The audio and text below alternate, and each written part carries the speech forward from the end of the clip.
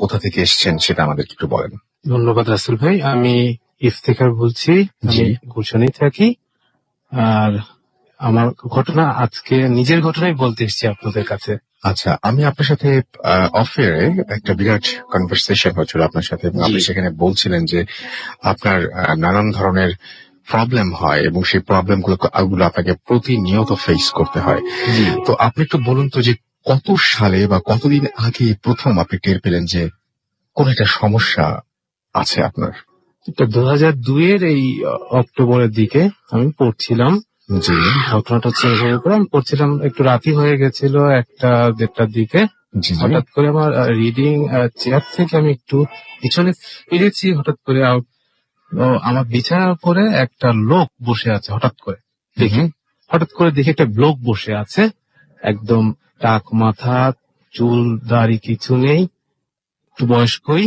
তো আমার দিকে তাকিয়ে হেসে ফেললো, কোনো দাঁত নেই, মানে দাড়ি এবং বয়স্ক, এবং তারপর যখন হাসতে তখন চুল দাড়ি কিছু নেই, কিছু নেই, একদম বোল্ড, মানে পুরা টাক মাথা, মানে গোল একটা কিন্তু লোক, একটা লোক বসে আছে।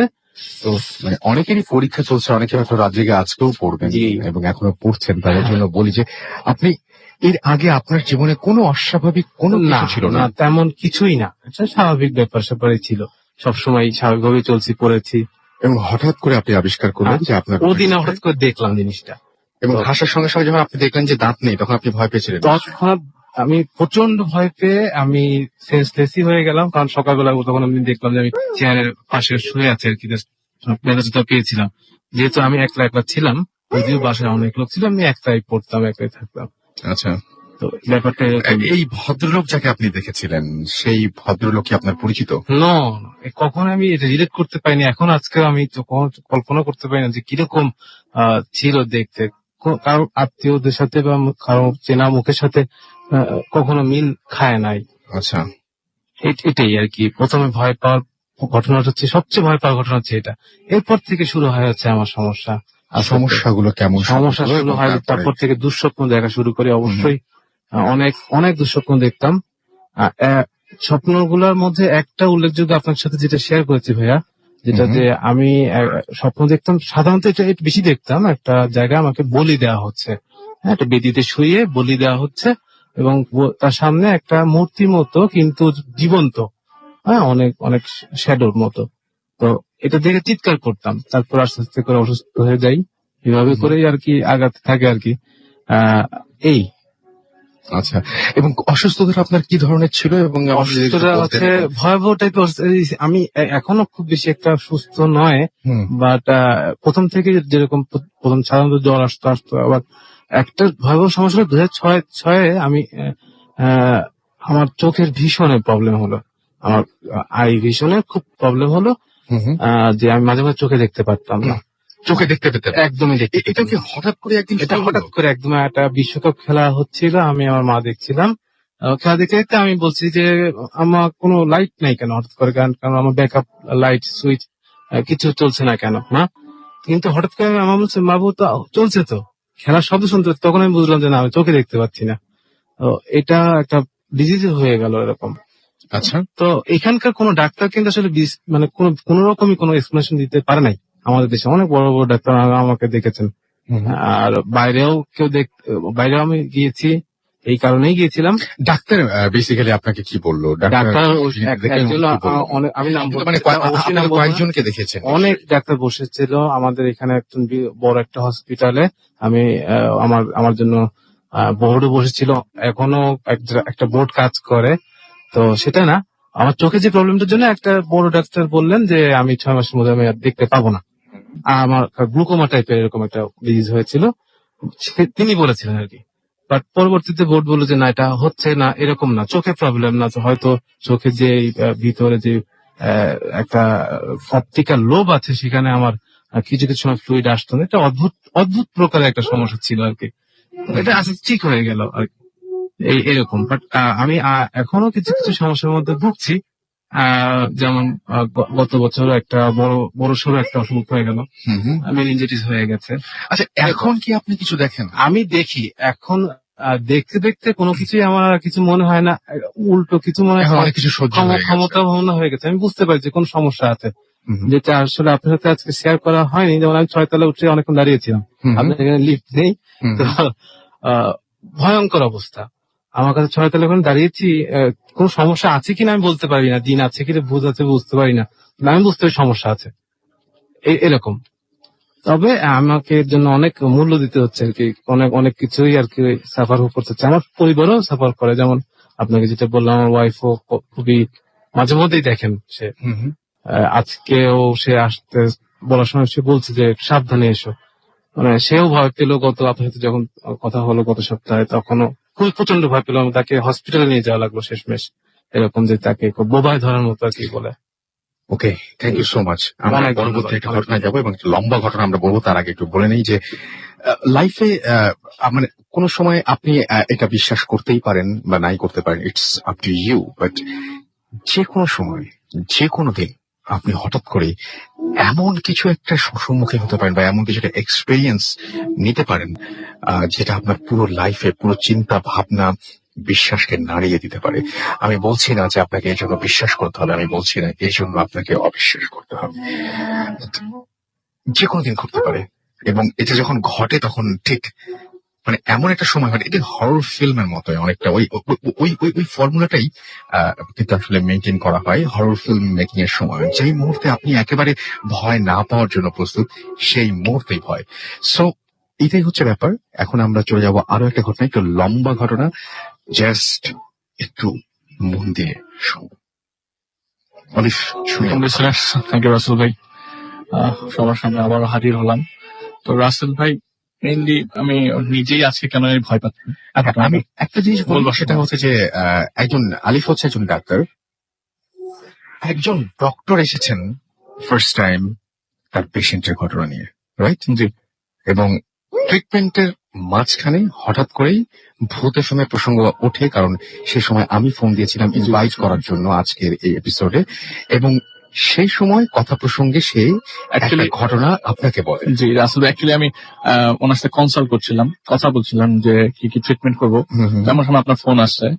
তো আমি ফোন রিসিভ করবার পরে ওনাকে জিজ্ঞেস করলাম যে উনি শোনে নাকি। তো বলে আমি তো অ্যাকচুয়ালি শুনি না, তবে আমার একটা মানে আমার লাইফের সাথে ঘটে যাওয়া একটা ঘটনা আপনি যদি শেয়ার করতে পারেন তাহলে করতে পারেন চাইলে।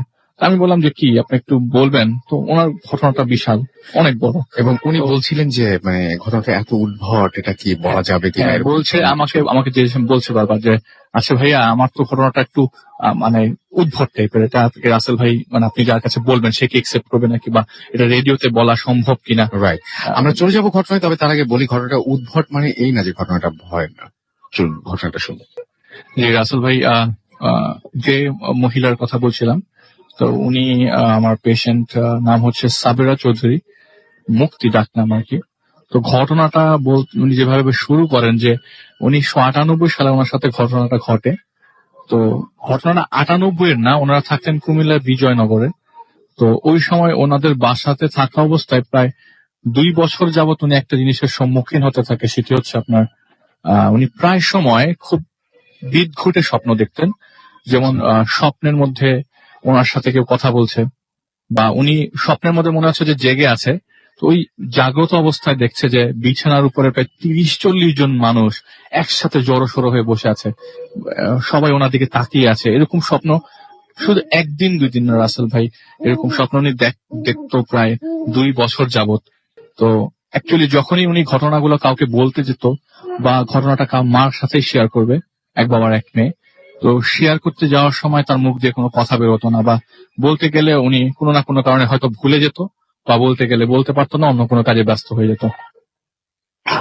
1998 সালে এই যখন ওনার বড় ভাই বাংলাদেশ থেকে চলে যায়, তখন থেকে অ্যাকচুয়ালি ওনার সাথে ঘটনাগুলো একদম সামনাসামনি ঘটতে থাকে। এতদিন স্বপ্নে ছিল, এবার ঘটতে থাকে সামনাসামনি। শুনি আমরা। তো উনি ওনার ভাইকে সি অফ করতে ঢাকা আসে, ফুপির বাসায় আসে। ফুপির বাসা হচ্ছে জিঞ্জিরাতে। তো ভাইয়াকে সি অফ করবে যেদিন, এর আগের দিন রাতের বেলা সবাই মিলে একসাথে বসে টেবিলে খাচ্ছে। তো দরজা নক করে, কে জানি বেল দেয়। তো উনি দরজা খুলে, এবং খোলার পরে দরজার দিকে তখনও তার চোখ পড়েনি, তখন একজন ডাকে পেছন থেকে, কে এসছে? তো বলে দেখছি। তো যখনই সে দরজার প্রায় পুরোটা খুলে তাকায় তখন দেখে যে দুজন মানুষ দাঁড়িয়ে আছে তার সামনে। তার খালি এতটুকু মনে আছে মানুষগুলার মানে অ্যাকচুয়ালি কোনো মাথা দেখা যাচ্ছে না, কিন্তু হাতের সাইজটা বিশাল। মাথা দেখা যাচ্ছে না, কিন্তু হাত দেখা যাচ্ছে। দুটা মানুষ, আচ্ছা, হাত দেখা যাচ্ছে কিন্তু মাথা দেখা যাচ্ছে না। দুজনই সাদা কাপড় পরে দাঁড়ানো ওনার সামনে। এই বলে সে সেন্স হারিয়ে ফেলে এবং সেন্স ফিরবার পরে উনি ঘটনা সবাইকে বলে বেড়ায় যে এই ঘটছে আমার সাথে। তো তখন জিনিসটা একটু ডিফারেন্ট লাগলে ওনার ফুপা জিনিসটাকে আর অন্যভাবে নেয় নাই। ওনা বলে যে, ফুপা বললো যে তোরা তো আজকে এসছিস, আমি আজকে ভোরবেলা ফজরের নামাজ পড়ে আসবার সময় মসজিদে যখন আমি মানে ফরজ নামাজটা শেষ করি, তো হুজুররা একটা কথা বলার সময় আমি মসজিদের এন্ট্রান্সের দিকে একটু চোখ পড়ে। তো চোখ পড়বার সময় আমি দেখি দুজন মানুষ দাঁড়িয়ে আছে। আমি শুধু হাতটাই দেখতে পাচ্ছি, দুজনের আর কোনো মাথা কিছু দেখতে পাচ্ছি না। তো আমি আবার হুজুরের দিকে মনোযোগ দিতে গেছি, মানে আমি জিজ্ঞেস করবো হুজুরকে আপনারা কি এরকম কিছু দেখছেন কিনা। এমন মুহূর্তে আমি দেখলাম ওইখানে আর কেউ নাই। তো আমি যখন বাসায় ব্যাক করি আমি অনেক দোয়া পড়তে থাকি। ওই ফুপা বললেন যে আমি অনেক দোয়া পড়তে থাকি। আল্লাহকে ডাকতে ডাকতে যখন ঘরের কাছে চলে আসলাম, ভাবলাম যে আমি এখন সেফ আছি, কিন্তু এমন সময় যখন নিজের ঘরে ঢুকবো, দরজা দিয়ে ঢোকার সময় দেখি ওই দুটা মানুষ দাঁড়িয়ে আছে এবং আমার বুকের ভেতরটা আটকে উঠলো। তো প্রথম মুক্তিয়াপুর ঘটনাটার কথা সবাই অবিশ্বাস করলো। ফুপা যখন তার সাথে রিলেট করলেন তখন সবাই বললো যে না, দেয়ার ইজ সামথিং ডিফারেন্ট, এখানে কিছু একটা ঘটছে যেটা আসলে খারাপ কিছু। তো পরের দিন ভাইয়া চলে যায়, ওনাকে আর জিনিসগুলা নিয়ে এতটা বদর করার নেই। তো উনি বাংলাদেশ ছেড়ে চলে যায়। তো সবার খুব মন খারাপ। পরের দিন, ওই দিন রাতের বেলা ঠিক একই সময় আবারও ওই দুজন লোক হাজির হয় এবং দরজাটা খুলে ওই বাসার আবারও কি সেই নক করি তারা নক করেই তারা আসে এবং দরজা খুলে দেখে যে দুজন লোক দাঁড়িয়ে আছে। এবং ওইটা দেখার পর উনি সাথে সাথে দরজা লাগিয়ে দেয় এবং সবাইকে বলে যে তোমরা সবাই আল্লাহকে ডাকো। তো ওই দিন তারা ডিসিশন দেয় যে না, আমরা থাকবো না। তো ঘটনাটা রাসেল ভাই এই জায়গায় শেষ হয়ে যেতে পারতো, যে এখান থেকে চলে যাচ্ছে আমার ঝামেলা শেষ, কিন্তু ঝামেলাটা আসলে শুরু হয় আবার কুমিল্লায় যাওয়ার পর। কুমিল্লায় পৌঁছাবার পর এক সপ্তাহ পর থেকে আবার ঠিক একই স্বপ্ন রাসেল ভাই। রাত্রেবেলা ঘুমের মধ্যে দেখছে যে আমার ঠিক খাটের উপর, তার খাটের উপর অনেকেই বসে আছে। খুব অদ্ভুত স্বপ্ন। অদ্ভুত না রাসেল ভাই, 2 বছর ধরে একই স্বপ্ন বারবার দেখাটা পসিবল না। তো উনি অ্যাকচুয়ালি আবার মানে খুব পড়াশোনা করতেন আর কি, রাত জেগে পড়াশোনা করবার একটা অভ্যাস ছিল। ইফতেখার ভাইয়ের সাথে আমার ঘটনা কিছুটা মিল আমি পাচ্ছি। তো রাত জেগে পড়বার একটা অভ্যাস ছিল তার। তো ওই দিন রাতের বেলা, ঠিক যেদিনই সে ওই স্বপ্নটা দেখলো, ওই দিন রাতের বেলা সে পড়ার পরে বাথরুম থেকে গোসল করে আসে এবং ব্যাক করে চুল ঝাঁটা দিতে দিতেই দেখলো যে তার ড্রেসিং টেবিলের সামনে একজন মানুষ বসে আছে। ইয়া লম্বা চুল, কিন্তু মুখের মধ্যে কোনো স্ট্রাকচার নেই, পুরো প্লেন একটা মুখ, এবং তার দিকে তাকাচ্ছে না। সে সামনে এগিয়ে দেখলো, দেখার পরে সে ফিট হয়ে যায়, সেন্স হারিয়ে ফেলে। তো সেন্স হারাবার পর মাকে সে বারবার ঘটনাগুলো বোঝানোর চেষ্টা করে এবং মাকে এসে আস্তে আস্তে বুঝে বলে যে মা, আমি এরকম ঘটনা লাস্ট 2 বছর ধরে প্রত্যক্ষ করছি, আমি তোমাদেরকে অ্যাকচুয়ালি বলতে পারছিলাম না। তো পাশে এক হুজুর আছে, উনি খুব বুজুর্গ, উনি খুবই মানে ভালো একজন মানুষ। তার কাছে নিয়ে যাওয়ার পর সে বলে যে আচ্ছা তুমি এই পানিটা 7 দিন খেও, আর তোমাকে কিছু ফুল টাইপের একটা জিনিস দিয়ে পানি দিল, বলে এটা তুমি 3 দিন গোসল করবো এটা দিয়ে। ঠিক একই জিনিসগুলো সে ফলো করে আসলে কোনো কিছুই হয় নাই। সে 7 দিন বললো যে 7 দিন পানিটা খেতে, সে বলেছে 7 দিন খেলে হয়তো আমি আর জিনিসগুলো ফেস করবো না, কিন্তু ঠিক রাতের বেলা একই জিনিস বারবার তাকে ফেস করতে হচ্ছে। মজার বিষয়, ওই থেকে প্রায় 14 দিনের একটা গ্যাপ, 14-15 দিন পরে বাসায় কেউ নাই। তখন হচ্ছে 1999 সাল রাসেল ভাই। তো আপনার বৈশাখের সময়, পহেলা বৈশাখের আমেজ সময়। তো ওনার মা যথারীতি বাইরে যান এবং বাসায় ছিলেন না আর কি, আর ওনার বাবা ছিলেন অফিসে। তো উনি কি করলো, হঠাৎ করে কলিং বেল বাজলো এবং দরজা খোলার পরে দেখলো যে ওনার ফুপা এসছে। তো ফুপা আসার পর ফুপাকে সালাম করলেন এবং সালাম করবার পরে ফুপা কোনো কথা না বলে ডিরেক্ট ড্রয়িং রুমে যেয়ে বসলেন। ফুপাকে অনেক কোয়েশ্চেন জিজ্ঞেস করলো, ফুপা কখন আসছেন, আপনি তো নর্মালি জানিয়ে আসেন, আজকে না জানিয়ে চলে আসলেন। তো ওই সময় রাস্তায় ফোন ছিল না, মোবাইল ফোন ছিল না। তো পাশে একটা বাড়িতে ফোন ছিল, সেখানে নর্মালি যখন ফুপা আসতো জানিয়ে আসতেন। তো ফুপা কোনো কথাই বলছে না, কোনো কথার অ্যান্সার দিচ্ছে না, খালি একটা কথা বললো যে এই বক্সটা নে, এই বক্সটা তুই খুলবি না, আমি যাওয়ার 24 ঘন্টা পর খুলবি। তো ও ফুপার কোনো কথা অ্যান্সার না দিয়ে বলে যে ফুপা আপনি খেতে বসেন। সে আবারও বলে এই বক্সটা নেই, এই বক্সটা খুলবি 24 ঘন্টা পর আমি মানে যাবো। ওই ওনার কথার কোনো উত্তর দিচ্ছে না, না। উনি টোটালি মনে হচ্ছে যে উনি কথাগুলো শুনছেই না, মানে ওনার ফুপা কথাগুলো শুনছেই না। তো 24 ঘন্টা তো দূরের কথা, ওনার তো আগেই ইচ্ছা ছিল এতে বক্সের ভিতরে কি আছে খোলার জন্য। ফুপা তো রাত জুবি কিছু দিয়ে যাবে না। বক্স খুলে দেখে, মানে রাসেল ভাই এটা আমি জানি না, আমার নিজেরই আজকে বলতে কেমন জানি ভয় লাগছে। দেখে মানুষের 5টা আঙ্গুল, ইন্ডিভিজুয়াল 5টা আঙ্গুল, এবং ভয়ে ওই সময় চিৎকার দিয়ে সে দৌড়ে মার কাছে গিয়ে বলে মা এই 5টা আঙ্গুল আমি বক্সটা ফুপা দিয়ে গেছে আজকে। তো মা বলে যে কি বলিস আবল তাবল, বক্স খুলে মা দেখে 5টা আঙ্গুর ফল। তো ওই দেখতে দেখতে উনি দুই জিনিস দেখছে। মা দেখতে দেখতে উনি আবার সেন্স হারিয়ে ফেলছে। মা ওনাকে ধরতে গিয়ে জিনিসটা আবার ছুঁড়ে ফেলে দেয়। তো ওনাকে ধরে বলে যে চল ঢাকায় চল। ওই দিন রাতের বেলা এই কন্ডিশন দেখার পর মেয়ে এতবার সেন্সলেস হয়ে যাচ্ছে, একটা মা বাবা এটা একসেপ্ট করে নিবে না। তারা অবশ্য ওই জিনিস সাথে সাথে ঢাকায় নিয়ে আসে এবং ফুপির বাসায় নিয়ে আসে। তো ফুপাকে বলছে যে ফুপা এই জিনিসগুলো আমি দেখলাম। তো ফুপা বলে আমি তো যাই নাই, আমি গেলে তোকে এই জিনিসগুলা কেন দিব, তোর মা এই জিনিসটা কেন দেখবে। তো এখানে ডক্টর দেখায় এবং ডক্টর বলে এটা কন্ডিশনাল হ্যালুসিনেশন হতে পারে, আপনি এই ওষুধগুলা খান, এই ওষুধগুলা খাওয়ার পরে দেখা যাক, আপনি আমাকে 1 মাস পরে আবার একটা ভিজিট দিবেন। তো ডক্টরের কাছ থেকে যাওয়ার পর শুক্র মিলে আবার ব্যাক করে 2-3 দিন তার ঘুম খুব ভালো হয় রাসেল ভাই। এরপর থেকে ঘুমের ওষুধ 3টা-4টা খেলেও তার ঘুম হতো না। দেখুন সে একই জিনিস আগে সে স্বপ্নে দেখতো, এখন সে চাক্ষুষ বসে থাকা অবস্থা দেখছে, তার খাটের উপর অনেকে বসে আছে। এর মধ্যে তার চান্স হয়ে যায় চিটাগং ইউনিভার্সিটিতে। সে চিটাগং ইউনিভার্সিটিতে চান্স পেয়ে যাওয়ার পর সব ধরনের ফর্মালিটিস কমপ্লিট করে আসার পরে 1 মাসের ছুটি পায়। 1 মাসের ছুটি পাওয়ার পরে সে ঢাকা চলে, মানে কুমিল্লা চলে আসে। কুমিল্লা চলে আসবার পরে যেটা অ্যাকচুয়ালি রাসেলে বলতে যাচ্ছে সেটা টোটালি আনএক্সপেক্টেড। এটা হতে পারে 1-2 বছরের মধ্যে এরকম হতে পারে। তো রাত 11টা বাজে, তখন সবাই মিলে কথা বলতে বলতে দরজায় কে জানি নক করলো। নিচের ভাড়াটিয়া মাঝে মধ্যে দোকানে যাওয়ার জন্য কলাপসিবল চাবি নক করে। তো আঙ্কেলই নর্মালি দরজাটা খুলে। তো উনি নাকি দরজাটা খুলতেই খোলা অবস্থায় দেখে যে তার বড় ভাই আসছে বাংলাদেশে। খুব অদ্ভুত লাগছে সবার কাছে, এবং সবাই এতটাই খুশি আবার এতটাই সারপ্রাইজ যে ভাইয়া চলে আসছে উইদাউট এনি ইনফরমেশন, জানাই নয়। তো সবাই কোশ্চেন জিজ্ঞেস করছে, তুই কখন আসছিস, কাউকে কিছু বললি না, কিভাবে আসছিস, কেমনে আসছিস। সবাই বলতেছে কিন্তু ভাইয়ার মুখ থেকে কোনো কোশ্চেনই আসছে, মানে উত্তরই আসছে না, কোনো কথার উত্তরই দিচ্ছে না, কারো দিকে তাকাচ্ছে না, মাথা নিচু করে আছে। তো সবার একটা কিউরিয়াসিটি থাকে, বিদেশ থেকে কেউ আসলে আমার জন্য কি আনছিস, ও নিজের মানুষ আসছে, ভাইকে জিজ্ঞেস করছে তুই আমার জন্য কি আনছিস, উত্তর আসতেছে না, খালি একটা কথা বললো আমি ঘুমাবো।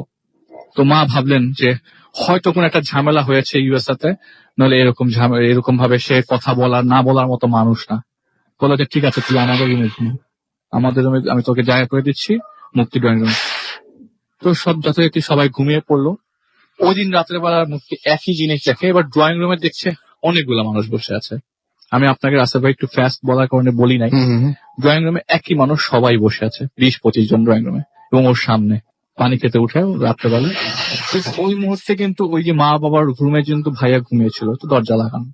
পরের দিন যখন সকালে ঘুম ভাঙে সবার, এবং সবার ঘুম ভাঙে, সবার আগে ঘুম ভাঙে হচ্ছে আন্টির ঘুম ভাঙার পরে রাসেল ভাই রুমে যাওয়ার ছেলে, মানে নিজের রুমে যেখানে ছেলে ঘুমাচ্ছিল, যাওয়ার পর দেখে একটা মানুষ যদি ঘুমিয়ে থাকে ওই জায়গাটাতে, আপনি দেখবেন হয়তো অগোছালোই থাকবে, বা কেউ যদি সরে যায়, দেখে যে ওই রুমে কেউ নাই, অ্যাজ ইট ওয়াজ। যার কালকে রাতে যখন আসে, যখন ঘুমাতে যায়, যেরকম ভাবে ছিল ঠিক সেরকম ভাবে আছে।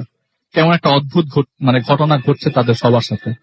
আগে ছিল খালি মুক্তি একা, এখন তার মা বাবা এবং সে নিজে প্রত্যক্ষদর্শী। ওই জিনিসটা সবার ওনার কাছে খুব অদ্ভুত লাগছে। আসলো চলে গেল ছেলেটা। এটা যদি আজকের ঘটনা বা একদিনের ঘটনা হতে পারলে হয়তো ভালো হতো, কিন্তু এটা ঘটতেছে প্রতিদিন দেখা যায় ওনার ভাই আসে রাত্রে 11টায়, পরের দিন সকালে চলে যাচ্ছে না, তো সকালবেলা আসছে দুপুরে চলে যাচ্ছে। ওই আসা মুহূর্তে কারোর সাথে কোনো কথা নেই, একটা কথা বলছে না সে। তো এর মধ্যে জায়গাগুলো একটু খেয়াল করবেন আপনারা সবাই, একটু খুব উইয়ার্ড একটা জায়গায়, পরে শুনলে বুঝতে পারবেন। আমরা এখানে তারপরে চলতে। জি ভাই শিওর।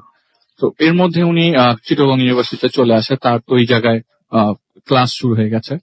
তো ক্লাস শুরু হওয়ার মধ্যবর্তী সময়ে হঠাৎ করে একদিন, ওই দিন শনিবার ছিল, উনি ইউনিভার্সিটিতে যাচ্ছে, তো যাওয়ার পথে রাস্তার মধ্যে দেখে তার ভাই দাঁড়িয়ে আছে, মুক্তি আপু। এর মধ্যে কুমিল্লায় কি ঘটছে সেটা তার মাথায় ছিল না, নাই, মানে সে জানে না। তো দেখে যে ভাই রাস্তার মধ্যে দাঁড়িয়ে আছে, সে সামনে গিয়ে দৌড়ে গিয়ে, ভাই তোর কি হয়েছে, তুই বল না কি হয়েছে, মানে থাকছে। বলে যে আমি যদি একটা মানুষ, এটা যদি না হয় তাহলে আমি কিছুই ফিল করবো না। আমি তো একটা মানুষ ধরছি, নাড়াচ্ছি বারবার, কোনো অ্যান্সার দিচ্ছে না যে কেন আমি এরকম করছি, কেন এরকম করছি। একটা সময় মনে আছে যে আমি ছাদের মধ্যে একজনের সাথে এরকম কথা বলছিলাম, মা এসে জিজ্ঞেস করছে যে তুই কার সাথে কথা বলছিলি, কিন্তু আমি তো একজন মানুষের সাথে কথা বলছিলাম। তো হয়তো এরকম ভাবে আমি যে ধাক্কাচ্ছি মানুষটাকে, সেই মানুষটা তো এখন আমি তো সেটা মানুষ ছিল না, হয়তো বা কি ছিল আমি জানি না, বারবার না আছে আমার ভাই, এটা হতে পারে না, এটা ইম্পসিবল, টোটালি আউট, মানে আউট অফ মাই নলেজ, এরকম কখনো হতে পারে। তো এর মধ্যে আপনার ইউএসএ থেকে খবর আসলো যে একটু একটু ডিফারেন্ট, মানে উনি হঠাৎ করে শুনে ঘটনা যে ইউএস থেকে খবর এসছে যে ওনার চাচা ইউএসএ থাকে, বলেছে যে ফাহাদের শরীর খুব খারাপ, ও হসপিটালে আছে, তোমরা সবাই ওর জন্য দোয়া করো। এটা শুনে সাথে সাথে ঢাকা চলে মানে ঢাকাতে আছে উনি, আর না, খবর ওটা আসছে কুমিল্লায় আছে। কুমিল্লায় আছে, আর জি। ঢাকাতে খবর আসছে যে না, ওখানে ইউএসএ তে সে ইউএসএ সে অসুস্থ এবং সবাই মানে ওর জন্য সবাই দোয়া করো। জিনিসটা খুব মানে খুব খুব অদ্ভুত অদ্ভুত ব্যাপার। মানে খুবই এখানে যে অদ্ভুত। আছে তাকে আরেকজন বলছেন যে ইউএসএ তে সে অসুস্থ। অসুস্থ। তো সে ঢাকায় সাথে সাথে চলে আসে এবং মুক্তি আপুর ডিরেক্ট সাথে সাথে মা বাবার সাথে আসে এবং ওনারা এসে খুব উত্তেজিত হয়ে যায়। কারণ আমাদের সাথে প্রতিদিন কি হচ্ছে, আসলে আমার খুব ভয় লাগছে জিনিসটা বলতে, কেমন জানি লাগছে আর কি বলতে, যে আমার সাথে এগুলো কি করছে। প্রতিদিন আমি আমার ছেলেকে দেখছি আসছে যাচ্ছে আসছে যাচ্ছে, অথচ এটা কি, আমার ছেলে অসুস্থ এখানে। এসিটা দিয়ে দেন, ঘামছে একদম পুরোপুরি। তারপরে না, আমার কাছে রাস্তার বেশ সিরিয়াসলি ঘটনাটা অদ্ভুত লাগে। তো হঠাৎ করে সে বলে যে না, তোমরা সবাই আল্লাহর কাছে দোয়া করো, ও যেন আমাদের কাছে সুস্থ হয়ে ফেরত আসে। বলে, আপনি কি বলতেছেন এগুলো, আমার কাছে প্রতিদিন আমার ছেলে আসে রাত্রেবেলা। তাহলে ও কি বাংলাদেশে আসে নাই? বলে যে আমি কিছু বলতে পারবো না, তোমরা জাস্ট আল্লাহর কাছে দোয়া। ওই পাশ থেকে ইউএসএ থেকে এটা খুব 2-3 দিনের মধ্যে খবর আসলো এবং খবরটা ওনার ফুপা পায়। ফুপাকে জানানো হয় যে ভাই উনি ফাহাদ উনি মারা গেছেন আর কি। তো ওনার লাশ নিয়ে আমরা বাংলাদেশে আসছি। অদ্ভুত ব্যাপার। অদ্ভুত ব্যাপার, টোটালি অদ্ভুত ব্যাপার। এবং বিশ্বাস করতে পারছেন না, এতদিন যা হচ্ছে তার সাথে যদি এটা জোড়া দিই, কিছুই মিলার কথা না, কিছুই মিলবার কথা না। তো বাংলাদেশ আসার পর তো ওনার মার রাইট সাইডটা প্যারালাইজ হয়ে যায়, আপনার মুখের রাইট সাইডটা, উনি কথা বলতে পারতেন না। তো এটা দেখার পরে বাবাও মোটামুটি বাকরুদ্ধ হয়ে পড়ে। আর অদ্ভুত ব্যাপার হচ্ছে, যখন কফিন থেকে লাশটা বের করবার পরে মানে সবাই বিলাপ করে কান্না করে না রাসেল ভাই। তো ওই আপু লাশ ধরে জাস্ট বলছিল যে ভাই আমাকে ছেড়ে এভাবে তোরা তুই এভাবে চলে গেলি। তো হাতটা যখন ধরতে যায়, এটা খুব অদ্ভুত জায়গা। হাতের মধ্যে কোনো আঙ্গুল পায় না রাসেল ভাই। ডান হাতটা যখন উঠায়, ওই হাতের জায়গাতে ওই হাতে কোনো আঙ্গুল ছিল না।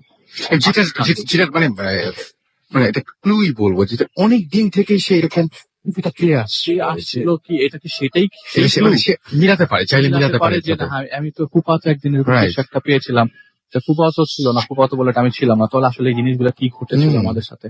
আসলে এটা বলার পর একটু টোটালি ইমোশনাল হয়ে যায় আমার কাছে। তো আমি আমি বুঝছিলাম না আপনার কাছে জিনিসটা শেয়ার করবো কিনা। আপনি অপরচুনিটি দিয়েছেন, আজকে শেয়ার করলাম রাসেল ভাই। Thank you so much. আপনার পেশেন্টের নামটা কি বললেন যেন? সাবিরা চৌধুরী। ডাক নাম বললেন মুক্তি। আপনাকে অনেক ধন্যবাদ। যদি আপনি শুনে থাকেন, আপনার ঘটনাটা আমরা শোনালাম এবং আমি দেখতে পাচ্ছি যে আমি এসএমএস শোনার ফাঁকে ফাঁকে মাঝে মাঝে এসএমএস দেখছিলাম, অনেকেই প্রশংসা করেছেন এবং মনির আমাদের এসএমএস করেছেন। আচ্ছা, আমি এসএমএস গুলো একটু পরে এসে পড়ছি। আমাদের আসলে একটা বিরতি এখন না নিলেই না, সুতরাং একটা বিরতির পরে আমরা আবারও ফিরে আসছি। কোথাও যাবেন না, আমাদের সঙ্গে থাকুন। যারা এসএমএস করতে চান, মোবাইলের মেসেজ অপশনে গিয়ে টাইপ করুন ফুর্তি FORT স্পেস দিয়ে লিখুন আপনার নাম, স্পেস দিয়ে আপনার মেসেজ পাঠিয়ে 9840 নাম্বারে। যারা আমাদের ইমেইল করতে চান, আমাদের ইমেইল অ্যাড্রেস হচ্ছে bhutfm@fm.fm, which is bhutfm@radioforti.fm। আপনার নাম, ঠিকানা এবং ফোন নাম্বার সহ আপনার জীবনে ঘটে যাওয়া সেরা ঘটনা পাঠিয়ে দিন আমাদের কাছে। যারা ফেসবুকে কানেক্টেড থাকতে চান, চলে যান www.facebook.com/radio.fruity অথবা www.facebook.com/bhutfm.russell। আমরা একটু পরেই ছোট্ট একটা বিরতির পরে ফিরে আসবো। দারুণ দারুণ সব ঘটনা আপনার জন্য ওয়েট করছে, কোথাও যাবেন না। স্টে টিউন টু রেডিও ফুটি। একদম স্টপ। সবসময় ভেরি ফুর্তি। আমি রাসেল আছির সাথে, আমার সাথে রয়েছে মাসুম এবং আজকের অতিথিরা, এবং চলছে ভূত এফএম। আপনারা অনেকেই বলেছেন, ব্যাকগ্রাউন্ড মিউজিকের অনেক প্রশংসা করেছেন, অসম ভাইয়া, কেউ কেউ বলছেন যে একটু লাউড লাগছিল মাঝখানে মাঝখানে। আমি আপনাদের একটা ছোট্ট উদাহরণ দিই। আমরা যখন সাধারণত আপনাদের অডিও ক্লিপ গুলো শোনাই, যেগুলো ঢাকার বাইরে থেকে আসে, দেশের বাইরে থেকে আসে, বিভিন্ন জায়গা থেকে আসে, ঢাকার মধ্যে থেকেও আসে, তখন কিরকম অস্বাভাবিক লাগে? খুব বেশি ভালো বা খুব বেশি মাঝে মাঝে খারাপ? না, সেটা লাগে না, কারণ সে লাইভ থাকে না। এটা খুব সহজ বোঝাটা। এবং আপনি যদি সত্যি কথা বলতে যে এখানে যে সমস্ত অসামঞ্জস্য দেখবেন, সেটা হচ্ছে যে একটা একটা লিনিয়ার ঘটনা নন লিনিয়ার হয়ে যায় যখন লাইভ কেউ বলে, তখন আগে পিছিয়ে এটা হয়, এবং সেটার সাথে মিউজিকটা মেনটেন করতে গিয়েও কিন্তু খবর হয়ে যায়। মিললে তো খুব ভালো, না মিললে খুব খারাপ। বাট যখন দেখবেন যে খুব স্মুথ যাচ্ছে, তখন বুঝবেন যে আমরা অডিও ক্লিপ প্লে করছি। এনিওয়ে, আমরা অডিও ক্লিপ প্লে করবো আজকে, হয়তো মানে করবো না, আমি জানি না এখন রেডি আছে কিনা কোনো কিছু। আপনাদের গত সপ্তাহে কিছু ছবি দিয়েছে, পোস্ট করেছিলাম আমার ফেসবুকে, আপনারা সবাই দেখেছেন এবং সেটা নিয়ে কমেন্টও করেছেন অনেকে। আপনার ছবিগুলো একটু ক্লোজ, মানে একটু একটু জুম করে দেখবেন, তাহলে বুঝতে পারবেন যে একটু মানে খুব কাছ থেকে যদি একটু ভালোভাবে দেখেন, কিছু পেয়েও যেতে পারেন ছবির মধ্যে। আমি আপনাদের কাছে যেটা জানতে চাচ্ছিলাম যে এই ছবি নিয়ে আপনার কি ধারণায়, মানে আপনার মতামত থেকে আপনার ওপিনিয়ন জানতে চেয়েছিলাম। ওকে, আচ্ছা, আকাশ আমাদের এসএমএস করেছেন, এবং আমি অনেকের এসএমএস কিন্তু এখন দেখা গেছে আগেই করেছিলেন, এবং অনেকের এসএমএস মিস করবো। I am really sorry for that, but যাদের যাদের দেখতে পাচ্ছি আমি পড়ে ফেলছি। এবং আমাদেরকে সৃজন এসএমএস করেছেন তার, আচ্ছা, এবং আমাদেরকে এসএমএস করেছেন দেখতে পাচ্ছি শোভন ভোলা থেকে। আলিফ ভাই কেমন আছেন? এবং তিনি বলছেন যে তিনি ওই যে ঢাকা স্টেডিয়ামে আপনার সাথে পরিচয় হয়েছিল আলিফ। সাজিদ আমাদের কামরাঙ্গি চর থেকে লিখেছেন যে তিনি ভূত এফএম অনেক পছন্দ করেন, আমাদেরকে শুনছেন। রানা, সেলিম, মিঠুন, এবং আমাদেরকে হিমেল চৌধুরী গাজীপুর থেকে এসএমএস করেছেন। আমাদেরকে স্পর্শ এসএমএস করেছেন জিএস আদর ধানমন্ডি 15 নম্বর থেকে আর কি। সাদ্দাম আমাদেরকে রানীগঞ্জ থেকে এসএমএস করেছেন। দীপ্ত মিমি মিরপুর 2 থেকে এসএমএস করেছেন। জসিম আমাদের মংলা থেকে এসএমএস করেছেন। বিকাশ জিন্দিরা থেকে।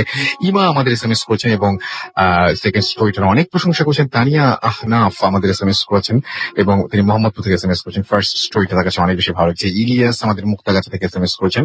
কালকে এক্সাম, তারপর তিনি শুনছেন আপনার পরীক্ষা খারাপ থাকলে কিন্তু ভূত এফএম কোনোভাবে দায়ী থাকবে না, সুতরাং এখন পড়াশোনায় মনোযোগী হওয়া উচিত, আমি সেটাই বলবো। ইমরান আমাদের এসএমএস করেছেন। লিমন, সাকিব এসএমএস করেছেন। গোলাম রাব্বি ফ্রম মিডফোর্ড ঢাকা, এবং আমাদেরকে এসএমএস করেছেন দেখতে পাচ্ছি মিম, এবং আমাদেরকে সালভির এসএমএস করেছেন, সালভির আহমেদ কেরানীগঞ্জ থেকে এসএমএস করেছেন। রোনা আমাদের এসএমএস করেছেন। শিপলু আমাদের এসএমএস করেছেন। আরো অনেকে, আসলে একে একে আসি আমরা ফেসবুকেও দেখতে পাচ্ছি অনেকে আমাদের এসএমএস করেছেন। আই লাভ ভূত এফএম লিখেছেন হাসান বিন নাজিম। এমডি রায়হান আমাদের এসএমএস করেছেন, লিখেছেন আজকে অনেক ভয় লাগছে, সো ভাই ভয় পাচ্ছি। এটা আমার পেজে ছিল। এছাড়া ফুটকি যে পেজ রয়েছে, সেখানে আমি দেখতে পাচ্ছি যে ভূত এফএম নিয়ে অনেকেই অনেক আজকে স্টোরি গুলো নিয়ে কমেন্ট করছেন, এবং ম্যাক্সিমাম পজিটিভ কমেন্ট, যেহেতু সেগুলো আমি মোটামুটি নাম পড়ে ফেলি এবং এবং আমি দেখতে পাচ্ছি যে ফালাক বৃষ্টি আমাদের এসএমএস এখানে কমেন্ট করেছেন আমাদেরকে। এখানে দেখতে পাচ্ছি রনি জামান লিখছেন, এটাকে অরিজিনাল পেজ। ভাই, আমি যে দুটো লিঙ্ক দিয়েছি, এই দুটো অরিজিনাল না হওয়ার কোনো কারণ নেই। আমাদেরকে এছাড়াও দেখতে পাচ্ছি সুমন খান বলছেন যে তিনি শুনছেন আমাদেরকে। এছাড়াও দেখতে পাচ্ছি যে আমাদেরকে অনেকেই এখানে হৃদয় খান HA আমাদের এসএমএস করেছেন আমাদেরকে। এছাড়াও এসএমএস না, কমেন্ট করেছেন। আহসান আকাশ সহ আরো অনেকে কমেন্ট করেছেন। আপনি এখানে যেতে পারেন, কমেন্ট করতে পারেন, আমাদের এসএমএস করতে পারেন, যেটা আপনার ইচ্ছে সেটা করতে পারেন, কোনো সমস্যা নেই। এবং এই মুহূর্তে আমি একটা ঘটনা বলবো, কোইন্সিডেন্স ব্যাপারটা আপনার কাছে কি মনে হয় যে সবসময় লাইফে কিছু কিছু এরকম ইনসিডেন্ট থাকে, যে কোনো আমরা বলি যে কোইন্সিডেন্স, এটা একটা কোইন্সিডেন্স, এটা ঘটে গেছে, বা এটা অনেক সময় আমরা বলি যে না, এটা এত সিরিয়াসলি নেওয়ার কিছু নেই। হ্যাঁ, সিরিয়াসলি নেওয়ার কিছু নেই যতক্ষণ পর্যন্ত আপনি ক্ষতিগ্রস্ত না হচ্ছেন, তাই না? যেই মুহূর্তে আপনি ক্ষতিগ্রস্ত হবেন, সেই মুহূর্তে আপনার কথা সুর বদলে যাবে, তখন আপনি বলবেন সিরিয়াস হলেই হয়তো ভালো ছিল। আমি পড়ছি এরকম একটা ঘটনা। লিখছেন, হ্যালো রাসেল ভাইয়া, আমি জানি আপনি সবসময় ভালোর দলে, তাই কেমন আছেন জানতে চাইলাম না। আমি আমেরিকায় থাকি, তাই চাইলেও স্টুডিওতে আসা সম্ভব না। ঘটনাটা স্বপ্ন নিয়ে। ঘটনাটা ঘটে আমাদের অনেক আজকের মানে ব্যাক টু ব্যাক আমরা স্বপ্নের ঘটনা শুনছি, তাই না? ঘটনাটা এবং আমি ওদের কাছে কোনো কিছু চিন্তা করে যে এটা পড়তে শুরু করলাম এরকম না, বেশ কিছু ঘটনা ছিল তার মধ্যে এটা পড়তে শুরু করেছি। ঘটনাটা ঘটে 25 জুলাই 2014-তে। আমরা এখানে এসেছি 8 দিন হয়েছে। আমার দাদা খুবই অসুস্থ ছিলেন, তার বয়স কমপক্ষে 95। তিনি আব্বুর উপর অনেক নির্ভরশীল ছিলেন। আমরা ভিসার জন্য প্রায় 14 বছর আগে অ্যাপ্লাই করেছিলাম, তাই আর কিছুই করার ছিল না। যাই হোক, আমি 25 তারিখে একটা স্বপ্ন দেখি। আমি এর চেয়েও অনেক বেশি খারাপ স্বপ্ন দেখেছি, কিন্তু ওই দিন আমি যে স্বপ্নটি দেখলাম তা অনেকটা 2012 মুভিতে ধ্বংসের মতো, পৃথিবী ধ্বংস হচ্ছিল যেভাবে, সেরকম ধ্বংসের মতো ছিল, কিন্তু মুভিটার থেকেও অনেক বেশি ভয়ঙ্কর। আমি এমন স্বপ্ন আগে কখনো দেখিনি। সবচেয়ে আশ্চর্যের বিষয় হচ্ছে, স্বপ্নটা দেখে আমি খুব কষ্ট পেলাম। কষ্ট পাওয়ার মতো কিছুই ঘটেনি। দেখছি সবকিছু ধ্বংস হয়ে যাচ্ছে। এছাড়া নির্দিষ্ট করে বলার মতো তেমন কিছু দেখিনি। শুধু দেখেছি একটা বাবুই পাখির বাসা ভেঙে গেল। স্বপ্নে শুধু বারবার একটা কথাই আমি শুনতে পাই, সেটা ছিল আর মাত্র 7 দিন। আমি আম্মু আব্বুকে কথাটা বললে তারা বলে রাতে ভূত এফএম শুনেছিলাম, তাই এমন স্বপ্ন দেখেছি। কিন্তু আমার মন মানছিল না। আমি আব্বু আম্মুকে 7 দিনের কথাটা বলতে ভুলে যাই, কিন্তু আমার মনের ভেতর অদ্ভুত কষ্ট কাজ করতে থাকে। আমি কাউকে বোঝাতে পারছিলাম না। আমি বিশ্বাস করতাম কিছু কিছু ভোরের স্বপ্ন সত্যি হয়। আমার ক্ষেত্রে তা আগেও হয়েছে। যেগুলো কাউকে বলেছি সেগুলো পরে সত্যি হয় নাই। শুধুমাত্র সেই কারণেই আমি কথাটা আব্বু আম্মুর সাথে শেয়ার করি। আমি কোনোভাবেই চাচ্ছিলাম না যে এমন কিছু ঘটুক, কিন্তু আমার কষ্ট কিছুতেই কমছিল না। আমি নিজেও এটা ভেবে অবাক হই। কষ্টটা এমন ছিল যেন আমার খুব খুব খুব কাছের কারো কোনো বড় ক্ষতি হতে চলেছে। আর মাত্র 4 দিন পরে ঈদ, তাই ব্যস্ততার কারণে 2 দিনের মাথায় আমি স্বপ্নের কথা ভুলে যাই। কিন্তু 7 দিন পরে যখন ঢাকায় আমার দাদার সাথে স্কাইপে কথা বলার জন্য অপেক্ষা করছিলাম, আমার ফেসবুকের ইনবক্সে কাজিন জয়ের একটা মেসেজ আসে, এবং এই মেসেজটা ছিল এরকম যে আওয়ার গ্র্যান্ডফাদার ইজ ডেড।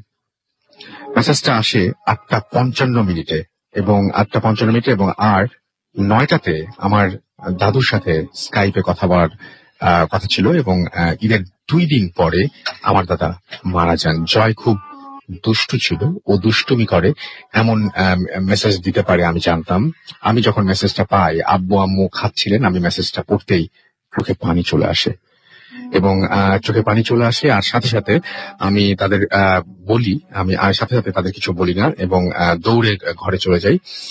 এবং কিন্তু আমার ঘরে ঢোকার সাথে সাথেই ওই স্বপ্নের কথাটা মনে পড়লো যে আমাকে প্রথমবার বাবুই পাখির বাসা আমার দাদাই দেখিয়েছিলেন। খুব কষ্ট হলো এটা ভেবে যে হয়তো আমি ব্যাপারটা বুঝতে পেরেছিলাম, কিন্তু কিছুই করতে পারিনি। ব্যাপারটাকে আমি পাত্তাই দেইনি। খুব গিল্টি ফিল করছিলাম, এবং দাদাকে আমি খুবই শ্রদ্ধা করতাম। হয়তো স্বপ্নটা দেখেছিলাম, হয়তো ওটা আমার জন্য একটা সতর্ক বাণী ছিল। স্বপ্নের কারণটা বুঝতে পেরে আমার কষ্টটা বেড়ে গেল, নিজেকে অপরাধী মনে হতে লাগলো। এর ঠিক 3 দিন পরে আমি আবার স্বপ্ন দেখি। সেটা ছিল এরকম, যেন আমার দাদা আমাকে কিছু উপদেশ দিচ্ছেন, সাধারণ উপদেশ, যা তিনি আমাকে সবসময় দিয়ে থাকেন। কিন্তু তার শেষ কথাটি শুনে আমি চমকে যাই। তিনি বলেন, দাদু, স্বপ্নটা শুধু তুমিই দেখেছ, মন খারাপ করো না। কথাটার মধ্যে তার আঞ্চলিক টানটা পর্যন্ত ছিল। তারপর থেকে আমার ভেতরে যে কষ্টটা ছিল তা কিছুটা কমে যায়। আমার মনে হয় দাদা আমাকে কথাটি বলছিলেন আমার কষ্ট কমাতেই, আমাকে সান্ত্বনা দিতেই। এই পুরো বিষয়টি আমি আমার পরিবারের কারোর সাথেই শেয়ার করি না, কারণ আমি জানি কেউ বিশ্বাস করবে না। আমার জীবন এমন আরো অনেকবার আমার জীবন এরকম হয়েছে। আমার অনেক স্বপ্ন সত্যি হয়েছে। ওই ঘটনাগুলো ভূত ফিল্মের জন্য অ্যাপ্রোপ্রিয়েট না। বিষয়গুলো একেবারেই আমার ব্যক্তিগত। যাই হোক, আমি এই ঘটনা যদি ভূত ফিল্মে নাও পড়া হয়, তাহলে তিনি জানাতে বলেছেন তাকে, বাট আমরা ঘটনাটা পড়ে ফেলেছেন। থ্যাংক ইউ ভেরি মাচ এটা চমৎকার ঘটনা আমাদের উপহার দেওয়ার জন্য। এবং এই যে ঘটনাটা ঘটতে যাচ্ছিল, সেই ঘটনা নিয়ে একেবারেই কেউ পাত্তা দেননি। যিনি ঘটনাটা নিয়ে আসলে ঘটেছে, তিনি ফিল করছিলেন যে কিছুটা ঘটতে পারে। আমি জানি না যে স্বপ্নে দেখেছেন বলেই সত্যি হয়েছে, নাকি পরের ভাবনাটা একটা প্রেশার ক্রিয়েট করেছে। মানে আমার কাছে মনে হয় যে ইচ্ছাও একটা বিরাট শক্তি। আপনি যদি সবসময় মনে করেন খারাপ কিছু ঘটবে, তবে সেই ইচ্ছার যে শক্তিটা, সেই শক্তিটা হয়তো কোনো না কোনো ভাবে তার শক্তি ফলাতে পারে এবং ঘটনা ঘটে যেতে পারে। আমার কেন যেন মাঝে মাঝে এটা মনে হয়, যদি ইচ্ছাকে আমরা সত্যি শক্তি বলে মানি। তো আমার কাছে, আমি জানি না যে স্বপ্ন দেখেছেন বলেই সেটার কারণে এটা সাথে কোনো রিলেশন আছে কিনা, নাকি পরে স্বপ্ন দেখার পরে উনি এটা নিয়ে অনেক বেশি ভেবেছেন বলে কিছু হয়েছে কিনা, এটা নিয়ে এই প্রসঙ্গ এখানে আসছে না। বাট ঘটনাটা খুবই অদ্ভুত। আপনারা যদি একে কোইন্সিডেন্স বলেন আমার কোনো আপত্তি নেই, আপনারা যদি বলেন যে না এটা তেমন এত গুরুত্ব দেওয়ার মতো কিছু নেই, আমার কোনো আপত্তি নেই।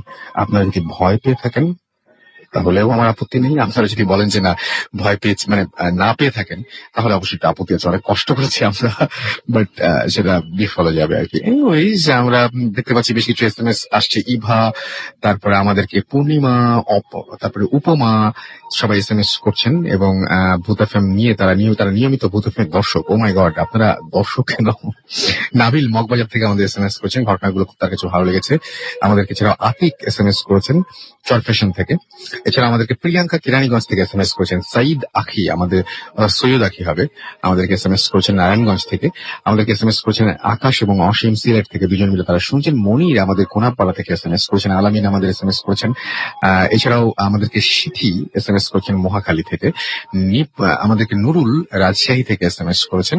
এছাড়া আমাদেরকে SMS করেছেন দেখতে পাচ্ছি টুম্পা এবং আমাদেরকে SMS করেছেন দেখতে পাচ্ছি শাহাদাত পলাশ, এবং আমাদেরকে SMS করেছেন এছাড়া দেখতে পাচ্ছি আরো অনেকেই। আমি দেখতে পাচ্ছি যে মানে একজনই অনেক SMS পাঠাচ্ছেন। আতিক আমাদের SMS করেছেন আমাদেরকে। এছাড়াও দেখতে পাচ্ছি খুলনা থেকে আনোয়ার এবং তার ওয়াইফ আফরিন, এবং লাবিব আমাদেরকে SMS করেছেন এবং 2 উইক পরে তিনি ভূত FM ফিরে আসেন। ওয়েলকাম ব্যাক, এবং আশা করছি এখন থেকে আর এরকম হারিয়ে যাবে না। নাজ আমাদের ধানমন্ডি থেকে SMS করেছেন। সেকেন্ড স্টোরিটা অনেক পেইনফুল এবং ফ্যামিলিটার প্রতি তার সমবেদনা রইল, সেটা তিনি জানিয়েছেন। Thank you. আমাদেরকে এছাড়াও জুনায়েদ SMS করেছেন এবং আমাদেরকে আমির শাহিন SMS করেছেন। যাই হোক, আমরা চলে যাব, আমাদের একটা ছোট্ট বিরতি নিতে হবে। আবার বিরতি নেবার সময় চলে এসছে। আসলে মাঝখানে একটা অনেক লম্বা ঘটনা ছিল, সেই জন্য এরকম হচ্ছে। তার মধ্যে কিছু SMS করলাম আমরা। সো কোথাও যাবেন না, প্লিজ আমাদের সঙ্গেই থাকুন। এবং আমি আরো একবার জানিয়ে দিই যে আমাদের যদি SMS করতেছেন, মোবাইলের মেসেজ আপনাকে টাইপ করুন ফুর্তি ফুর্তি স্পেস দিয়ে লিখুন আপনার নাম, স্পেস দিয়ে আপনার মেসেজ পাঠিয়ে দিন 9840 নাম্বারে।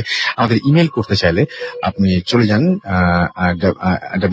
আমাদের ইমেল অ্যাড্রেসটা মনে রাখতে হবে, এবং সেটা হচ্ছে bhutfm@radiofutti.fm, which is bhwtfm@radiofutti.fm। আপনার নাম, ঠিকানা এবং ফোন নাম্বার সহ আপনার জীবনে ঘটে যাওয়া সেরা ঘটনাগুলো পাঠিয়ে দিন আমাদের কাছে।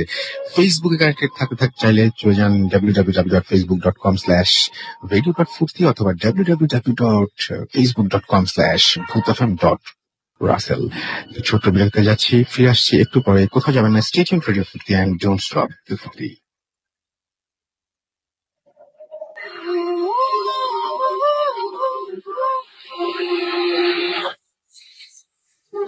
আরো একবার সবাইকে স্বাগত জানাচ্ছি। আমি রাসেল, শুনছেন সবসময়ের রেডিও ফুর্তি 88.0 FM। আমি রাসেল আছি, সাথে আমার সাথে রয়েছে মাসুম, এবং আজকের অতিথিরা চলছে ভূত FM। আপনারা সবাই অনেকেই প্রশংসা করছেন এবং আমি দেখতে পাচ্ছি যে অনেকেই কমেন্ট করছেন। ফেসবুকে তো জমজমাট অবস্থা সবার, এবং সে সাথে SMS এও প্রচুর SMS। আমরা এখন কথা না বাড়িয়ে আগে আরেকটা ঘটনা শুনে আসি। আমাদের আরো একজন অতিথি এখানে আছেন। আপনার নামটা প্লিজ একটু বলবেন এবং আপনি কোথা থেকে এসেছেন?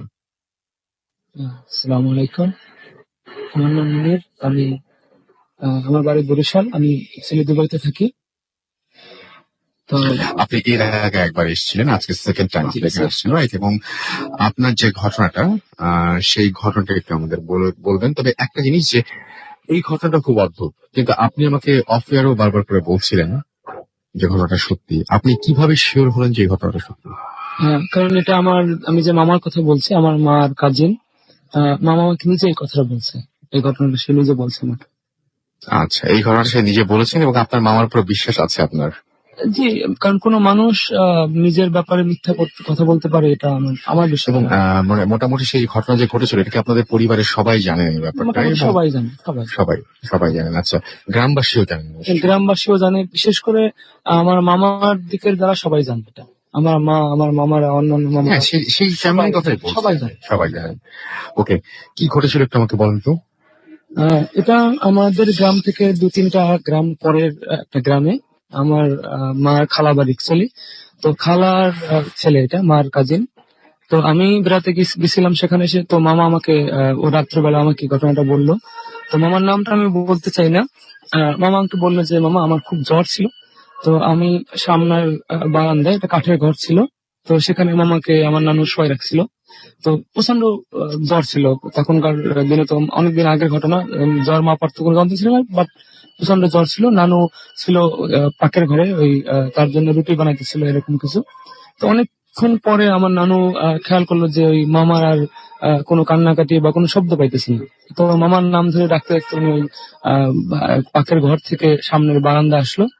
তো এসে দেখলো যে উনি মামা নাই। মামা বিছানায় শোয়া ছিল, উনি শোয়া নাই। মানে কোনো মানুষ নাই সেখানে। তো নানু বললো যে কি ব্যাপার। তো ওনার দিকে দরজা খোলা, বাকির সামনের দরজা বন্ধ ছিল, দরজাটাও বন্ধই আছে। তো নানু এদিক তাকাইলো ওদিক তাকাইলো, জানালা টানা সব বন্ধ। তো নানু একটু অবাক হইলো যে কি ব্যাপার, এখানে ও শোয়ানো ছিল, সেখানে ও নাই, কি ব্যাপার। তো নানু এদিক সেদিক তাকাইতে ছিল, তো দেখলো যে ওই যে দরজার ফাঁকে যে লাকড়ির ঘরে একটাই থাকে, কিন্তু মানে দৌড় বলে আমরা এটা গ্রামে, দরজার উপর দিকে একটা জায়গা খালি থাকে, মানে ফাঁকা থাকে। ওইখানে মামার যে মাফলারটা ছিল গলার, সেই মাফলারটা ওইখানে বাইরে আছে, বাট দরজাও বন্ধ, মামা নাই। তো নানু দরজা খুলা বের হইলো, বের হইয়া পাশের ঘরে গেল যে কি ব্যাপার, ও কি তোমাদের বাসায় আসছে কিনা। তো না, আমাদের বাসায় তো আসে নাই। মানে বাড়ির প্রত্যেকটা ঘরে গেল, কিন্তু কোথাও মামা নাই। তো নানু হয়তো মনে করলো যে পুকুর ঘাটে গেছে অথবা কলে গেছে বা বাইরের টয়লেটে গেছে, ওয়েট করতেছিল। না, 10 মিনিট আধা ঘন্টা হয়ে গেল, মামা আসতেছে না। তো নানু খুব অবাক হইলো, কি ব্যাপার, ওর গায়ে এত জ্বর অথচ ও আসে না, ও কোথায় গেল। তো আমার অন্যান্য মামারা পাশে একটা অনেক বড় বাজার ছিল, ওই বাজার খবর দিল যে এরকম ঘটনা, ওরে পাইতেছি না, কি ব্যাপার, তোমাদের এখানে গেছে কিনা। তো যাকে নানু পাঠাইছে সে এসে বলে যে না, সে বাজারেও নাই, আর তারা বলছে না এখানে আসে না এসে। আর তারাও অবাক যে কি ব্যাপার, এত জ্বর নিয়ে এসে কোথায় যাইতে পারে। তো সবাই খুব টেনশনে, নানু কান্নাকাটি শুরু করে দিল, কি ব্যাপার, ও কোথায় গেল। তো এক লোক বললো কি যে দেখেন, কান্নাকাটি করেন না, ওই আমাদের যে পাশের মসজিদে যে ইমাম, ওনাকে ডাকেন, ওনাকে ডাকলে উনি দেখেন কিছু বলতে পারে কিনা। কারণ জিনিসটা একটু অদ্ভুত মনে হইতেছে, যেখানে ঘরের দরজা বন্ধ এবং তার গলার মাফলারটা ওইখানে দরজার সাথে মানে পাওয়া গেছে, ও নাই। দরজা মানে পিছনে, ঘরের পিছনের দিকেও সে যায় নাই, যেহেতু ওর নানু এখানে ছিল। তো জিনিসটা কিন্তু সহজ মনে হইতেছে না, আপনি ওই ইমাম সাহেবকে ডাকেন। তো যাই হোক, কেউ মানে অন্য কোনো লোক গিয়ে ওই এই যে আরে ডাকলো, ইমাম সাহেবকে ডাকলো। ডাকার পরে উনি বললো যে দেখেন, আমি হয়তো চেষ্টা করে দেখতে পারি, বাট আমি বলতে পারি না ও কোথায় আছে, কি কি অবস্থায় আছে। তো এদিকে কি ঘটলো, মামাকে যখন মামা শোয়া ছিল, তখন মামা দেখলো যে ওনার মানে ওনার খাটের পাশে খুব সুন্দরী একটা মেয়ে এসে দাঁড়ালো। তো মাম্মা দেখে অবাক হয়ে গেল যে কি ব্যাপার, এত সুন্দর একটা মেয়ে কোথা থেকে আসলো। তো এসে বললো কি যে তুমি চলো আমার সাথে। তো মামা মানে বললো, এবং ওই ও উঠে নিয়ে যাইতেছে, এগুলা সব ফিল করতেছে যে আমি খাটের উপরে নাই, আমি আমাকে নিয়ে যাইতেছি কেউ, এরকমের। তো মামাকে নিয়ে নাকি কোনো একটা শহরের একটা কিভাবে নিয়ে গেল বা কি, এগুলো তুমি না বুঝছেন না, না? মামা বুঝতেছে আমি শূন্যের উপরে আসি বা মানে চলতেছি, গায়ে বাতাস বাজতেছে, ঠিক আছে, এইটা তারপর? মামা একটা ফিল করতেছে। হুম। তো একটা শহরে নিয়ে গেল। এটা আসলে আসল ভাই মনে হয়েছে যে কিছু অলৌকিক কোন একটা ঘটনা, অবাস্তব, জাস্ট বানানো গল্পের মতো, বাট মামা আমাকে বলছে তার নিজের মুখে। তো যাই হোক, সে ওই সিটিতে নিয়ে গেল, নিয়ে একটা মিষ্টির দোকানে মামাকে বসাইলো। তো মিষ্টির দোকানে ঢোকার পর জিজ্ঞেস করলো তুমি কি খাবা। তো মামা তো অবাক যে আমি কোথায় আসলাম, কি খাবো আমি। তো একটা বড় বর্তনে প্লেটে করে ওনার জন্য মিষ্টি নিয়ে আসলো। মিষ্টি খেয়ে তো মামা আরো অবাক যে দুনিয়াতে এত সুস্বাদু মিষ্টি হইতে পারে, সেটা ওনার কল্পনার অতীত। যাই হোক, মিষ্টি খাওয়ার পরে ওনাকে নিয়ে গেল, বলে চলো তুমি আমার সাথে যাবা। মামা জিজ্ঞেস করলো কোথায়, বললো যে তুমি পড়াশোনা করো না, আমার সাথে তুমি যাবা। তো মামা যাইতেছে ওইরকম যে জাস্ট মানে যাইতেছে, কোনো কোথাও যাইতেছে এরকমের। এদিকে নানু তো খুব কান্নাকাটি, এবং ওই যে ইমাম সাহেব শব্দে ডাকা হয়েছে, উনিও টিকিট টিকিট দিতেছে।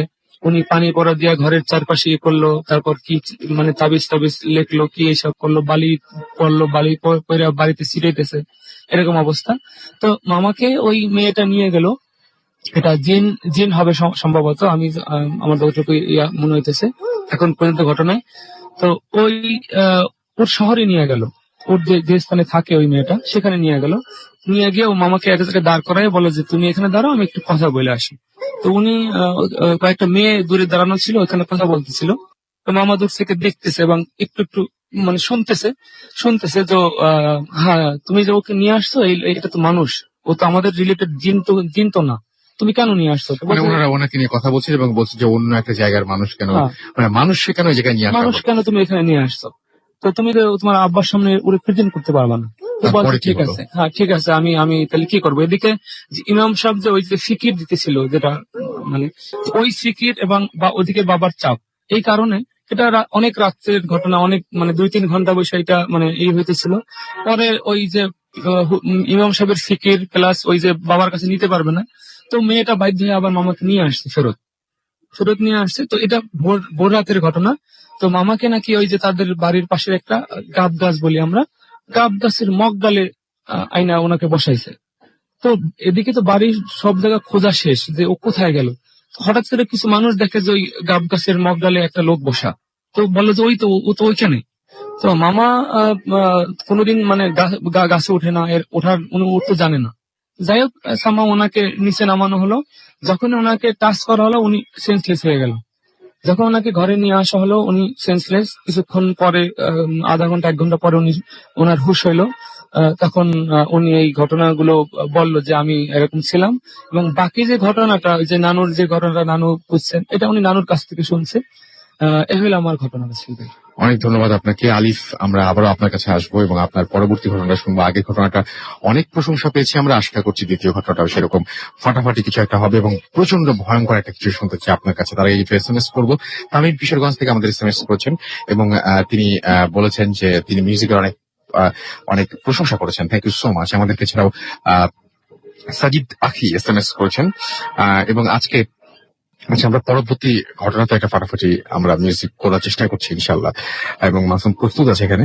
স্বপন আমাদের SMS করেছেন, এছাড়া SMS করেছেন অলি সিরাজগঞ্জ থেকে, এছাড়া আমাদের শহীদুল ইসলাম SMS করেছেন রৌমারি থেকে, আমাদেরকে SMS করেছেন আলমগীর ময়মনসিং থেকে, আমাদেরকে মরিয়ম SMS করেছেন নাসির আমাদেরকে, এছাড়া আমাদের SMS করেছেন দেখতে পাচ্ছি শাউন উত্তরা থেকে, তারা দুই ভাগিনা একসাথে শুনছেন। বুশরা আমাদের SMS করেছেন আমাদের দেখতে পাচ্ছি রাহাত যশোর থেকে, এবং আছে তার বার্থডে জন্মদিনের অনেক শুভেচ্ছা আপনার জন্য।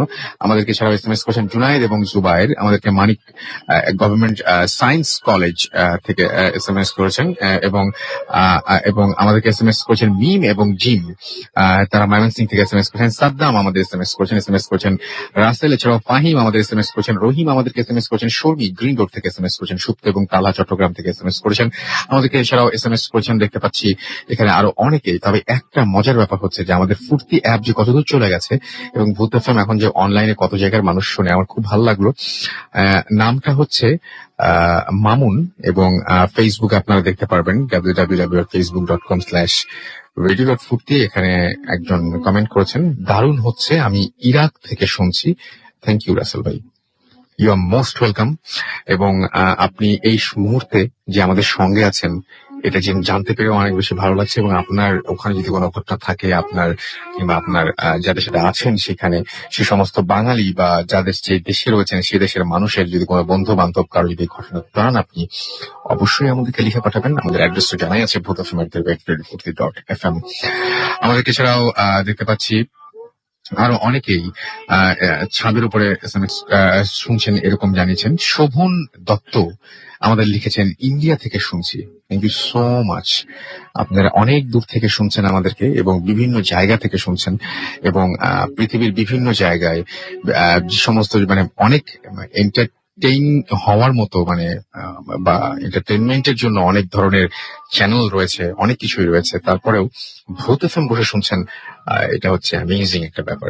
সত্যি আমরা অনেক অনেক অনেক অনেক খুশি, এবং আমাদেরকে সত্যি আপনাদের এই এসএমএস গুলো অনেক উৎসাহ দেয়, এই কমেন্ট গুলো আমরা বারবার পড়ি। আমরা মানে শো শেষ হয়ে যাওয়ার পরেও আমরা বারবার পড়ি, যতবার পড়ি ততবার অভিভূত হই, যতবার পড়ি ততবারই আমাদের ভালো লাগে। আমাদেরকে আমার যে পেজটা রয়েছে সেখানে লিখছেন আরমান রহমান যে রাসেল ভাই, আমার খুব ভয় লাগছে। নিশিত হাসান আমাদের লিখছেন আজকের গল্পগুলো জোস হচ্ছে। আমাদেরকে দেখতে পাচ্ছি যে এছাড়াও প্রিয়াঙ্কা রয় লিখেছেন যে তিনি 3 মিনিট আগে লিখেছেন যে তিনি একটু বোর হচ্ছেন, অর্থাৎ আগে যে ঘটনাটা সেই ঘটনাটা তার কাছে অতটা ভালো লাগেনি। আমাদেরকে এছাড়াও দেখতে পাচ্ছি যে এখানে SMS করেছেন, কমেন্ট করেছেন তিতুমির রবিন, মজা পাচ্ছেন তিনি অনেক। আমাদেরকে এছাড়াও দেখতে পাচ্ছি আরো অনেকেই এখানে কমেন্ট করছেন। সো আপনিও চলে যেতে পারেন এই পেজটাতে www.facebook.com/bhutfm.russell। চলে যাবো আমরা আবার আলিফের কাছে পরবর্তী ঘটনায়। থ্যাংক ইউ রাসেল ভাই। খুবই লিসনার্স, ভয়ঙ্কর কিছু শুনতে চাই। ইনশাল্লাহ সেরকম কিছুই বলতে যাচ্ছি। Okay. একটা জিনিসের জাস্ট একটু কিউরিওসিটিটা একটু দূর করতে যাচ্ছে। একজন আমাকে বলেছেন যে আসলে মুক্তির সাথে কি এখনো সেই ঘটনাগুলো ঘটছে কিনা। আমি জাস্ট একটু ক্লিয়ার করে দিই, ওনাকে আমি জিজ্ঞেস করেছিলাম ব্যাপারটা নিয়ে। তো উনি বলছে যেদিন ওনার ভাইয়ের লাশ বাংলাদেশে আসানোর পর থেকে উনি এরকম কোনো স্বপ্ন আর ফেস করতেন না, এবং সে অনেক এটার জন্য ওয়েটও করেছে যে আসলে কি আর এরকম কিছু হবে আমার সাথে, হুম, কিন্তু এরকম কিছু আর তার সাথে হয়নি। তো দ্বিতীয় ঘটনায় চলে যায় রাসেল ভাই। প্লিজ। রিয়াদ ভাইয়ের সব ক্রাউডকে ধন্যবাদ জানিয়ে আরেক রিয়াদের ঘটনা বলতে যাচ্ছি। দুবাইয়ের একটি ঘটনা। এই দুবাইয়ের ঘটনাটি অ্যাকচুয়ালি দুবাই একটা জায়গায় হয়েছে। তো ওইখানে সিমেন্টেরই আছে একটা, সেই সিমেন্টেতে কাজ করতেন বাংলাদেশের একজন শ্রমিক। তো তার কাছ থেকে ঘটনাটি শোনা আমার। তো উনি বলেছেন যে উনি যায় বাংলাদেশ থেকে আরো 8 বছর আগে দুবাইতে। তো ওখানে যাওয়ার পরে আপনার নর্মাল চাকরি করবার সাথে সাথে সে একটা সিমেন্টারিতে কাজ করতেন। তো সেই সিমেন্টারিতে কাজ করবার সময়, মানে সিমেন্টারি অ্যাকচুয়ালি সে পরিষ্কার করতেন রাসেল ভাই। তো সিমেন্টারি পরিষ্কার করবার সময় প্রচন্ড গরম সেদিন রাতের বেলা। তো রাতের বেলা সকালবেলা সারাদিন প্রচন্ড খাটিয়ে গেছে, তো রাতের বেলা একটু মানে টায়ার্ড লাগছে। রাতের বেলা কিন্তু জায়গাটা ঠান্ডা থাকে। তো উনি কাজ করবার সময় ঝাড়ু মানে পরিষ্কার করছিলেন আর কি। পরিষ্কার করবার সময় গেটের মেইন ফটকের মানে ওই সিমেন্টের গেটের সামনে একজন দাঁড়িয়ে আছে। দূর থেকে মনে হচ্ছে যে লোকটি ওনার দিকেই তাকিয়ে আছে অনেকক্ষণ ধরে। তো সে অবস্থান থেকে যাচ্ছি অবস্থানে সে একটু মাঝখানে ছিল, সিমেন্টের মাঝখানে ছিল। সে পাতা টাতা পরিষ্কার করছে আর কি, ঝাড়ু দিয়ে পরিষ্কার করছে। অ্যাকচুয়ালি তার কাজই এটা। তো সে একটু সামনে গেল, আর এতক্ষণ ধরে ঝাড়ু দিচ্ছে সে ওই জায়গায় একটা বসার জায়গা আছে, মেইন গেট দিয়ে ঢোকার পরে ছোট্ট একটা বসার জায়গা আছে, সে ওই জায়গায় যাবে আর কি। তো গিয়ে তার ওখান থেকেই সে মনে প্রিপেয়ার করে নিয়েছে যে ওনাকে জিজ্ঞেস করবে অ্যাকচুয়ালি কেন দাঁড়িয়ে আছে। তো উনি গেটের কাছে যায় এবং জিজ্ঞেস করে, ওই আপনার উর্দু ভাষায় বলছে যে আমি এখানে আসছি অ্যাকচুয়ালি তোমার সাথে দেখা করার জন্য। আমার সাথে দেখা করার জন্য কারণটা কি? বলে যে এই যে তুমি প্রতিদিন এই জায়গায় ঝাড়ু দাও, এই জিনিসটা আমি প্রতিদিন লক্ষ্য করি। তো আমি তোমার কাছে প্রতিদিন মানে তোমার কাছে আসছি তোমাকে থ্যাংক ইউ বলার জন্য। তো প্রথম দিন উনি জিনিসটাকে নর্মাল ভাবেই নেয়। তো পরের দিন ঠিক একই ভাবে উনি এই মানে গেটের মেইন গেটের সামনে দাঁড়িয়ে আছে, এবং রাস্তার এত অন্ধকারের মধ্যে হালকা হালকা আলো আর কি। ওই কর্নারে মেইন রোডের পাশ দিয়ে একজন মানুষ দাঁড়িয়ে আছে, প্রতিদিন ঠিক একই জায়গাটায় দাঁড়িয়ে থাকে। কালকে মানে গতকালকে একই ঘটনা ঘটলো, আজকেও বা দাঁড়িয়ে আছে। জিজ্ঞেস করি উনি কেন এসছে। তো সে বলে যে আপনি তো প্রতিদিন এই জায়গাটা পরিষ্কার করেন, সেজন্য আপনাকে দেখতে আসছি। তো জিনিসটা তার কাছে একটু বিদঘুটে মনে হয় যে উনি প্রতিদিন এসে থ্যাঙ্কস দিচ্ছে কেন। তো প্রতিদিন রেগুলার দিচ্ছে, তো রেগুলার উনি এটা পরিষ্কার করতেন। 1 সপ্তাহ পর যেই জায়গায় পরিষ্কার করছে, এটা ওই যে জায়গায় ওনার সাথে দেখা হচ্ছে সেই জায়গা না, একটু ভিতরে পরিষ্কার করতে করতে হঠাৎ করে দেখে যে ওই একটা কবরের পাশে অ্যাকচুয়ালি বসে আছেন সেই লোকটা। তো ওনাকে জিজ্ঞেস করে আপনি হঠাৎ আজকে কবরস্থানের ভেতরে? বলে তুমি প্রতিদিন এই জায়গাটা পরিষ্কার করো, আমি প্রতিদিন দেখি তোমাকে ধন্যবাদ দিতে আসছি। তো জিনিসটা তার কাছে একটু অদ্ভুত মনে হয় যে আজকেও সে আমার কবরের মাঝখানে। ওনাকে তো জিজ্ঞেস করে আপনার কি ভয় লাগে না? তো বলে যে ভয় কিসের, আমার কোনো ভয় নাই, আপনি পরিষ্কার করেন, আমি আপনাকে দেখি। এরকম করে প্রায় 1 মাস আছে ভাই চলতে থাকে, এবং তার সাথে সে জীবনের মানে অনেক ধরনের আলাপ করতে থাকে। আস্তে আস্তে খুব ভালো পরিচিত হয়ে যায়, এবং এমন না যে 1 দিন 2 দিন গ্যাপ দিত, এই মাসের প্রতিদিনই সে আসতো, এবং ঠিক আসতো হচ্ছে রাত 2টার পর, প্রতিদিন রাত 2টার পরে। তো একদিন কি হলো, মানে সে বাংলাদেশে এসেছিল, বাংলাদেশে আসার পরে বাংলাদেশ থেকে ব্যাক করছে। ব্যাক করবার পরে তাকে আবার 1-2 সপ্তাহ ওয়েট করতে হয়েছে ওই চাকরিটার জন্য, কারণ ওই মুহূর্তে তার জায়গায় আরেকজন ঢুকে গেছে। তো চাকরি করবার জন্য সে আবার অফিসে ওখানে যে যাকে বলার কথা তার কাছে যায়। যাওয়ার পরে ওনাকে জিজ্ঞেস করে যে আমি কি চাকরিটা করতে পারবো কিনা। তো উনি বলে যে তুমি 1 সপ্তাহ পরে আসো। তো 1 সপ্তাহ পরে ওই যে সময়টা সে ওইখানে কাজ করতো সেই সময়টা তাকে বাসায় থাকতে হয়েছিল। তো একদিন হঠাৎ করে বাসায় নিচে আপনার জিনিসপত্র কিনে বাসায় গেছে। ওই দিন মানে খুব ঠান্ডা আর কি। তো উনি দরজা হঠাৎ করে নক করে, তখন রাত 12টা বাজে, 12টার পরে আর কি। তো দরজা খোলার পরে দেখে যে সেই মানুষটা দাঁড়িয়ে আছে তার সামনে। বলে, আপনি আমার বাসা ছিলেন কি করে? বলে যে তোমার সাথে এতদিন ধরে কথা বলি, তুমি কোন বাসায় থাকো সেটা আমি জানবো না? বলে যে আপনি আমার বাসায় আসছেন কেন হঠাৎ করে? আমি তো আজকে খবর ছাড়া দিচ্ছি না, আপনি আমাকে কি জন্য বাসায় আসছেন? বলে তোমাকে দেখি না দেখি বাসায় আসছি। তো ওনার কাছে জিনিসটা খুব অদ্ভুত লাগে এবং ব্যাপারটা সে তার রুমমেটসদের শেয়ার করে এবং সে রুমমেটরা বলে যে কই তুই কখন দরজা খুললি, কখন কি করলি, কিছুই তো শুনলাম না, কিছুই তো জানি না। বলে না, এই যে কয়েকদিন আগে আমার সাথে এরকম ঘটলো, বাংলাদেশ থেকে আসার পরে এখন আর জিনিসটা হচ্ছে না। তবে 1 সপ্তাহ পরে সে সেই কবরস্থানে আবারও ঠিক একইভাবে কবর ছাড়া দিয়ে গেছে। তো মজার বিষয় হচ্ছে আসলে ওই দিন দিনের বেলা সে যখন তার কাজ শেষ করে ওই কবরস্থান ক্রস করে কয়েকটা বিল্ডিং ক্রস করে পর তার বাসার দিকে যাচ্ছে, তখন ঠিক ওই বিল্ডিং এর পাশে তার খুব পানির পিপাসা লাগে। জিনিসটা কিন্তু খুব ডিফারেন্ট, কেন সে ওই বাসার সামনে তার পানির পিপাসাটা লাগলো। তো যখন নক করলো, নক করার পর একজন মহিলা দরজাটা খুললেন। খোলার পরে সে বললেন যে আমি একটা পানি খাবো। তো ওই বাইরে থেকেই ভিতরে একটা ছবি দেখতে পেলেন, যে ছবিটা হুবহু তার ইয়ার মতো, যে এতদিন যার সাথে সে দেখা করতেন। তো বললো যে উনি কে হয় আপনার? উনি তো আমার সাথে রেগুলার কথাবার্তা হয়, উনি খুব বন্ধু মানুষ আমার। বলে যে উনি আমার স্বামী, উনি আজ থেকে প্রায় 25 বছর আগে মারা গেছেন। বলে কি মানে উনি ওইটা শোনার পর ওই জায়গায় পানি হাতে নিয়ে দাঁড়িয়েছিল কতক্ষণ, যে তাহলে আমি এতদিন কার সাথে কমিউনিকেট করলাম, এতদিন আমি কার সাথে কথা বললাম। বলে যে আমি যখন সে তার কিউরিওসিটির কারণে জিজ্ঞেস করলো যে ওনার কবরটা কোন দিকে, বলে ওনার কবরটা এই যে তুমি কয়েকটা ব্লক করে একটা সিমেট্রি আছে সেখানে। তার মানে যে তার জায়গায় মানে যে পরিষ্কার জায়গায় করতো। সে এতদিন পরিষ্কার করতো এবং unfortunately, যেই জায়গায় পরিষ্কার করতো, যেই মানুষটার কবরের পাশ দিয়ে প্রতিদিন যেত, সেই তখন জায়গাটাতে। সেই জায়গাটাতে এসে এটা খুবই কমন একটা স্টোরি হতে পারে, বাট এটা ঘটেছে এবং কোন এটা জায়গায় ঘটেছে? এটা হচ্ছে আপনার জেদ্দাফ ডিস্ট্রিক্ট নামে একটা জায়গা আছে দুবাইয়ের, হুম, আউটস্কয়ার কিছু একটা জায়গা, ওটার পিছনে একটা বিশাল বড় সিমেট্রি আছে সেই জায়গা। সেই জায়গাটাতে।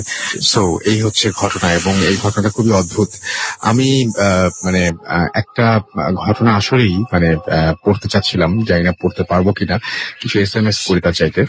এবং আমি দেখেছি অনেকেই আমাদের SMS করছেন, নসিবা আমাদের SMS করছেন আমাদেরকে, দেখতে পাচ্ছি সাইফুল, এছাড়াও পিউল আমাদের SMS করছেন, সুমন আমাদের SMS করছেন গোল্ডেন গেট থেকে, রাজন আমাদের মুগদা থেকে SMS করছেন আমাদেরকে, বুলবুল SMS করছেন আমাদেরকে, দেখতে পাচ্ছি আসাল SMS করছেন, জিহাদ আমাদেরকে, এছাড়া আমাদেরকে নওশিন SMS করছেন সজীব ব্যানার্জি গোপালগঞ্জ থেকে, সারা আমাদের SMS করেছেন দুর্গাপুর থেকে, এছাড়া আমাদেরকে দেখতে পাচ্ছি SMS করছেন। আর অনেকেই আপনি যদি SMS করতে চান, মোবাইলের মেসেজ অপশনকে টাইপ করুন ফুর্তি FORT ফুর্তি স্পেস দিয়ে লিখুন আপনার নাম, স্পেস দিয়ে আপনার মেসেজ পাঠিয়ে দিন 9840 নাম্বারে। আমাদেরকে ইমেল করতে চাইলে আমাদের ইমেল অ্যাড্রেস হচ্ছে bhutfm@furti.fm, which is bhwtfm@radioforti.fm। আপনার নাম, ঠিকানা এবং ফোন নাম্বার সহ আপনার জীবনে ঘটে যাওয়া সেরা ঘটনাটি পাঠিয়ে দিন আমাদের কাছে। এছাড়াও যদি আমাদের সাথে ফেসবুকে কানেক্টেড থাকতে চান, তাহলে চলে যান www.facebook.com/radio.ফুর্তি অথবা www.facebook.com/bhutfm.russell। একটা ছোট্ট বিরতি নিব, নতুন অতিথি আবারও নিয়ে আসবো। সেই পর্যন্ত আমাদের সাথেই থাকবেন আশা করছি, কোথাও যাবেন না। Stay tuned to Radio Furti and don't stop the Furti. Bhoot FM. Tonight comes alive with Dragon Form.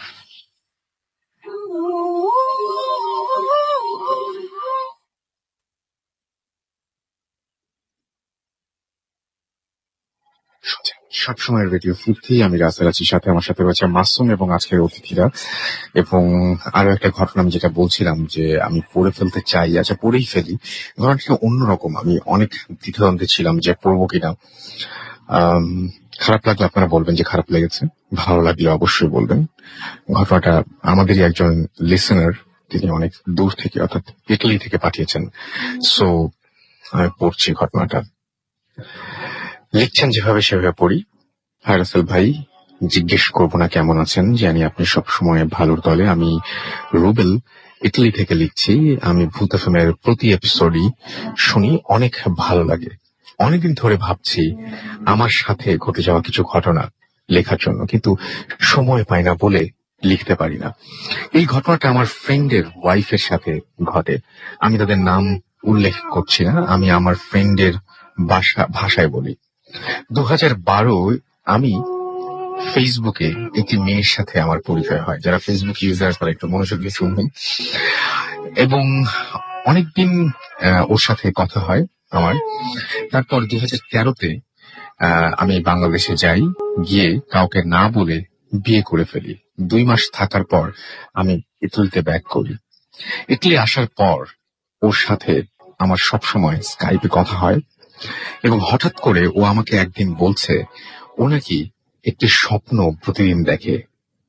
লোক তার কাছে আসে এবং তার পরনে পাঞ্জাবি আর মুখ ভরা দাড়ি, মাথায় টুপি। অন্য একদিন বলছিল ও নাকি শুধু স্বপ্নে না, দিনের বেলায় জাগ্রত অবস্থায় দেখে। একদিন পড়ার টেবিলে বসে আছে, বসে আমার সাথে কথা বলছিল। হঠাৎ করে আমি এক ধরনের আওয়াজ শুনতে পাই, মনে হচ্ছিল কেউ খাটের খাটের জুতা পরে, কাঠের জুতা পরে ঘুরছে, কিন্তু ও চুপ করে আছে, কোনো কথা বলছে না। আমি বললাম ভিডিও অন করো। ভিডিও অন করলো। আমি দেখি যে ওর ডান সাইড থেকে বামের দিকে তাকিয়ে আছে এবং ওর চোখ আর মুখ লাল হয়ে গেল এবং বলছে যে কেউ একজন সেই রুমে এই মুহূর্তে ঢুকেছে। এবং অনলাইনে আমাকে রেখে ও মানে জাস্ট ভয় পাচ্ছিল জন্যই ঘুমিয়ে গেল এবং সেদিন থেকে আমার সাথে ও কথা বলা কমিয়ে দিল। অন্য একদিন বলছে ও নাকি ওই লোককে আমার সাথে কথা বলতে মানা করেছে। ওই লোক মানা করেছে কথা বলতে। যদি আমার সাথে কথা বলে তাহলে নাকি আমাকে মেরে ফেলবে এবং এবং এবং ওর যে আরো একজনের সাথে তার কোন একটা সময় পরিচয় ছিল এবং তাকে বলেছে যে তাকেও মেরে ফেলবে, এরকম কিছু একটা আর কি। তো যাই হোক, আমার ওয়াইফের সাথে এত কিছু হচ্ছে, আমি কিছুই করতে পারছি না। এখনো সব সময় মাথায় সে হচ্ছে এখন মাথায় ঘুম দিয়ে, অর্থাৎ ঘুমটা মনে হয় হবে দিয়ে থাকে এবং এমন ভাবে কথা বলে যেন ও আমাকে চেনে না। অন্য একদিনের কথা বলছি, হঠাৎ করে বলছে যে ও আমাকে বলে যে আমার হাজবেন্ড এসে পড়েছে, আমার হাজবেন্ড আমাকে অনেক মানে কি বলবো যে কেয়ার করে এবং আমি তাকে বুঝছি না, এরকম কিছু একটা। আমি লেখাটা আসলে একটু অস্পষ্ট এবং মানে আমি ঘটনাটা বুঝিয়ে বলি যে কোন একজনের সাথে ফেসবুকে মানে এরকম স্কাইপে রেগুলার কথা হয় এবং হঠাৎ করেই তার ওয়াইফ একদিন জানালো যে সে টের পায় রুমের মধ্যে কেউ একজন আসে এবং রুমের মধ্যে কোন একজনের উপস্থিতি টের পায় এবং সেই যিনি আসেন সেই ভদ্রলোক বা যাই কিছু হোক না কেন তিনি ধীরে ধীরে তার হাজবেন্ডের সাথে কথা বলা কমিয়ে ফেলতে বলেন। এবং দুদিকে কিন্তু ভিডিও অন করা আছে এবং এই পাশ থেকে ও পাশে কিছু বোঝা যাচ্ছে না, বাট তার অবস্থান দেখে, তার মুখের অভিব্যক্তি দেখে বা তার এক্সপ্রেশন দেখে এই পাশে থেকে তার হাজবেন্ড বুঝতে পারছেন যে হ্যাঁ, রুমের মধ্যে সত্যিই কেউ এসেছে এবং সে সেটা ফিল করছে। এবং যেটা হয় সেটা হচ্ছে যে মানে বাসা থেকে সে বের হওয়া বন্ধ করে দেয়। আস্তে আস্তে সে দেখা যায় যে ঘুমটা দেয় মাথায় এবং সে বলে যে না, যদি তোমার সাথে কথা বলি তাহলে আমার আরো বেশি ক্ষতি হবে। এবং সে একটা পর্যায়ে যেটা হয় সেটা হচ্ছে তার পরিবারকে জানাতে বাধ্য হয় বিয়ের ব্যাপারটা। এবং সে যেটা বলে যে সেটা হচ্ছে যে বাসায় যদি কোনো দেওয়ালে সে বলে যে আম্মু কিছুটা একটা বুঝতে পারে তার আম্মুকে জানানোর পরে, এবং একদিন ওর আম্মু এক হুজুরের সাথে এই বিষয়টা নিয়ে কথা বলে এবং বাসায় যদি কোনো দেয়ালে ছবি লাগানো থাকে সেই ছবিটা তুলে ফেলতে বলে এবং ওর আম্মু তাই করতে লাগলো। কিন্তু এইখানে ঘটলো আর এক ঘটনা। সেটা হচ্ছে যে হুজুর বলছে যে বাসায় সেটা বলছে যে চেয়ারে উঠে ছবি খুলতে গেলে কি যেন তার আম্মুকে এক ধাক্কা দিয়ে ফেলে দেয়। তখন তার কিছু বুঝতে বাকি রইল না যে এখানে অস্বাভাবিক কিছু একটা এই রুমের মধ্যে হয়তো আছে। এবং এবং যেটা হয় এরপর থেকে যে আস্তে আস্তে তাদের দূরত্ব বাড়তেই থাকে এবং সে রয়েছে ইতালিতে, আরেকজন রয়েছে বাংলাদেশে। এত দূর থেকে কিছু করাও যায় না এবং তিনি অনেক মানসিক অশান্তির মধ্যে আছেন এবং তিনি বলছেন যে এখন আমার ওয়াইফ আমাকে দেখতে পারে না, আমি কল দিলে ধরছে না এবং আমি ওর জন্য কিভাবে দিন কাটাচ্ছি সেটা আমি জানি আর আমার সকল ফ্রেন্ডসরা জানে। এবং তিনি বলেছেন যদি ভালো লাগে তাহলে অবশ্যই সেটা আমরা যেন পড়ে শোনাই। তো আমি ঘটনাটা পড়ে শোনালাম। খুব অদ্ভুত একটা ব্যাপার যে আপনি কারোর সাথে কথা বলছেন, স্কাইপে হোক বা যেভাবে ভিডিও কল করছেন, আপনি নিজে কিছু দেখতে পাচ্ছেন না, বাট এক্সপ্রেশন দেখে বা আপনি এই পাশ থেকে অনুভব করতে পারছেন যে ওই পাশে কোনো একটা কিছু ঘটছে, এবং এক দূরত্বের কারণে আপনি হয়তো কিছুই করতে পারছেন না, আপনার হাতে হয়তো কিছুই নেই করার। তো এই ঘটনাটা খুব অদ্ভুত টাইপের লেগেছে আমার কাছে। বর্ণনাটা যেভাবে লিখেছেন সেই জন্য আমি একদম প্রত্যেকটা লাইন পড়তে পারলাম না, বাট ঘটনাটা অনেকটা এরকম ছিল। আমরা চলে যাচ্ছি আমাদের পরবর্তী অতিথির কাছে, এবং আমি বলি যে তার ঘটনাটাও মানে মোটামুটি নর্মালি আমি বলবো, কিন্তু যদি আপনাদের ভালো লাগে তাহলে আমার কাছেও অনেক বেশি ভালো লাগবে। আপনার নামটা একটু প্লিজ বলবেন এবং আপনি কোথা থেকে এসেছেন সেটা একটু বলবেন। থ্যাংক ইউ রাসেল ভাই। আমি সম্রাট আহমেদ সাবির। আমি শাহজাদপুর থেকে আসছি। আপনি আরেকবার বলেন প্লিজ। আমি সম্রাট আহমেদ সাবির। আমি শাহজাদপুর থেকে আসছি। আমি একটা প্রাইভেট ইউনিভার্সিটিতে পড়ি। ওকে, আমরা চলে যাই আপনার ঘটনায়। তো আমার ঘটনাটা হচ্ছে আমার এসএসসি পরীক্ষার পরে। তো আমার ইচ্ছা ছিল এসএসসি পরীক্ষার পর আমি তাবলিগে যাব। তো সেই সূত্রে আমি 3 দিনের তাবলিগে যাই, হুম, যেটা হুজুরদের সাথে একটা দল গঠন করে যাওয়া হয়। সবাই জানে এটা। হ্যাঁ, তো আমরা একটা গ্রামের ভিতরেই মসজিদটা চুজ করছিলাম। তো আমরা গ্রামের মধ্যেই যাই। তো যাওয়ার পরে ইমাম সাহেব, যাকে বলা হয় আমির, দলনেতা, তো উনি আমাদেরকে সবাইকে ডাক দিলেন। ডাক দিয়ে সবাইকে কাছে নিলেন এবং বললেন, যদি আপনারা কেউ বাইরে যেতে চান তাহলে আমাকে অবশ্যই জানাবেন, আর একা কখনো বের হবেন না রাতে। তো ওই দিন সবাইকে ডিরেকশনটা দিয়ে দিল। তো প্রথম দিন আমি মাঝে মাঝে রাতে বের হতাম। তো ওই দিন রাতে আমি 2টার দিকে 12টার দিকে আমার বাথরুমে যাওয়ার প্রয়োজন হয়। তো আমি বের হই। তো জ্যোৎস্না রাত ছিল, তো পাশেই ছিল কবরস্থান, এটা আমার বলা হয়নি, পাশেই ছিল কবরস্থান। তো জ্যোৎস্না রাতে আমার কবরস্থানের দিকে চোখটা যায়। আর আমির সাহেব যেহেতু আগেই ভাগে বলে দিচ্ছে যে কিছু ঘটতে পারে, তাই কবরস্থানের দিকে চোখ যায়। তো আমি যা দেখলাম, এটা আমার নিজের চোখে দেখা, দেখি কবরস্থানে সাদা কাপড় পরা একটা লাশের মতো দাঁড়িয়ে আছে। তো আমি খুব মানে ভয় পেলাম, কিন্তু আবার সাহস নিয়ে আমি দাঁড়াইলাম। দাঁড়ানোর পর আমি একটু আগাইলাম, দেখার চেষ্টা করলাম, দেখি যে না, শ্যাডোটা আছে। তো আমি ভয়ে আবার মসজিদের মধ্যে ঢুকে যাই এবং আমি বসে থাকি, কাউকে বলি না। না বলাতে আমি অপেক্ষা করতেছি, আর বাথরুমে গেলাম না, আমি বসে আছি। তো যখন ফজর আজান দিবে তখন আমি সাহেব আমাদেরকে ডেকে উঠালেন, দেখলেন যে আমি বসে আছি। তো আমি সাহেবের কাছে আমি বললাম যে আপনার কাছে কোনো লাইট আছে? তো আমি সাহেব আমাকে লাইট দিল। লাইট দেওয়ার পর আমি বাইরে গেলাম। বাইরে গিয়ে আমি কবরস্থান থেকে লাইট টর্চ অন করলাম, বাট কিছু দেখতে পেলাম না। তো আমার মনের ভয় আমি মনে রাখলাম, কাউকে বলিনি। তো তার পরের দিন যে ঘটনাটা ঘটছে, এটা ঘটছে আমার কাজিনের সাথে। সে আমাদের সাথে গেছিল তাবলিগে। তো ও সাহস করে ওই দিন পরবর্তী দিন রাতে বাথরুমের জন্য যায়। তো বাথরুমে গিয়েছিল। তো বাথরুমটা ছিল গ্রাম অঞ্চলে, যে টিনের ছিল, উপরে ছাদ ছিল না, আর পাশে ছিল তালের পাতা। তালের পাতাগুলো ছিল খুব শুকনো এবং মানে কোনো কিছুতে নক করলেই খুব আওয়াজ হতো। তো তখন রাত 2:30-3টা বাজে। তো যখন সে বাথরুম করতেছিল, তখন আস্তে ধীরে সে মানে অনুভব করতেছে সামথিং, মানে কেউ ওই তালের পাতার উপরে ঢিল ছুটতেছে। তো ঢিল ছুটতেছে, সে প্রথমে 2-1টা মানে ঢিল ছুটতে দেয়, তখন সে মানে কোনো কিছু কেয়ার করে না। তো ধীরে ধীরে সে দেখতে পেল যে ঢিল ছোড়াটা মানে পর্যায়ক্রমে বেড়ে যেতেছে। তো এক পর্যায়ে সে মানে বেরিয়ে আসে এবং তখনই সে অনুভব করলো মনে যে তাল পাতা এবং তার টয়লেট মানে দুমড়ে মুচড়ে কেউ মানে আঘাত করলো। তো সে যখন বেরিয়ে আসলো, দেখলো যে ওই শ্যাডোটা, যেটা কিনা আমি গতকাল দেখছি।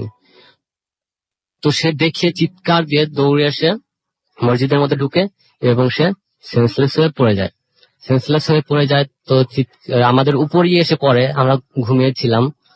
তো যখন সে সেন্সলেস হয়ে পড়ে যায়, তাকে ঝাড় ফু দিল এবং আমির সাহেব ও অনেক ঝাড় ফু দিল। তো যখন তার জ্ঞানটা ফিরে আসে, সে মানে আমাদেরকে বলে যে এইসব ঘটনা। তো আমার ঘটনা আমি যে দেখছি এর আগে কবরস্থানে কবর উপরে যে একটা শ্যাডো ছিল বা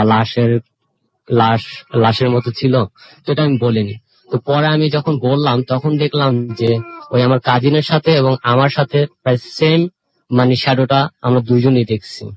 ওকে, এবং আপনি শ্যাডো দেখেছেন, শ্যাডোটা কেমন ছিল একটু আমাদের বলবেন? শ্যাডোটা ছিল এই কাপড়ের কাপড় পরা থাকে যেমন সাদা, ধপধপে সাদা, তো জ্যোৎস্না রাত ছিল, খুব ভালো করে বোঝা যেতেছিল। আর কভারটা ছিল বাঁধানো। আর যখন আমি লাইটটা যখন অন করি তখন আমি আর কিছুই দেখতে পাইনি। তাহলে তো শ্যাডো হলো না, মানে আপনি কোন একটা অবয়ব হ্যাঁ দেখলেন। হ্যাঁ, এটি আচ্ছা। তো আমি সাহেবও আমাকে বলছিল যে যেন কেউ রাতে বের না হয়, যদি কিছু না থাকবে তাহলে আমি মানে এগুলো দেখলাম কেন, আর আমি সাহেবও বা আমাদের বারণ করবে কেন যে একা বের হবা না। অনেক ছিল ধন্যবাদ আমার আপনাকে। Thank you, Asif. হ্যাঁ, আপনাকে অনেক ধন্যবাদ। আমরা দেখতে পাচ্ছি যে আমাদেরকে আমার যে পেজ রয়েছে সেখানে আবু মোহাম্মদ আমাদের লিখেছেন, রাসেল ভাই আসসালামু আলাইকুম। ওয়ালাইকুম সালাম। এবং তিনি লিখেছেন যে আমি ওমান থেকে লিখছি এবং কমেন্ট করছি এবং এবং আমার লেখা মানে কখনো পড়া হয় না, তাই এটা আমার শেষ কমেন্ট, কিন্তু আমি তো পড়ে ফেললাম, এখন কি করা যাবে। এবং আমি দেখতে পাচ্ছি যে এছাড়াও অনেকেই লিখছেন যে অনেক ভয় লাগছে, বাহরাইন থেকে শুনছেন। আমাদের এখানে একজন দেখতে পাচ্ছি লিখেছেন, তার নামটা মনে হয় নামানব, তিনি লিখেছেন ফেসবুকে যে নেমটা সেটার নাম হচ্ছে নামানব। এছাড়াও আমি দেখতে পাচ্ছি যে আরমান রহমান লিখেছেন এবং আমাদেরকে এছাড়াও শাকিল রিপন এখানে লিখেছেন নীল বাজিগার। এছাড়াও আমাদেরকে ফেরদৌস জামান মৃদুল লিখেছেন। আমাদের ভিডিও ফুর্তি যে পেজ রয়েছে সেই পেজেও অনেকে লিখছেন, যেমন আমাদের তৌসিফ খান লিখেছেন যে আজকে অনেকদিন পর শুনছেন তিনি এবং তার কাছে খুব ভয় করছে। আমাদেরকে নাজমুল ইসলাম লিখেছেন যে এই মাত্র যে ঘটনাটা হলো সেই ঘটনা তার কাছে ভালো লেগেছে। আমাদেরকে এছাড়া দেখতে পাচ্ছি রায়হান শেখ লিখেছেন অনেক ভালো লাগলো।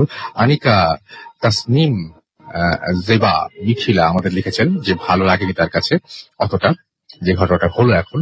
আমাদেরকে এছাড়াও দেখছি যে তানভীর হাসান বাপ্পি লিখেছেন স্টোরিটা শুনে মজা পেলাম।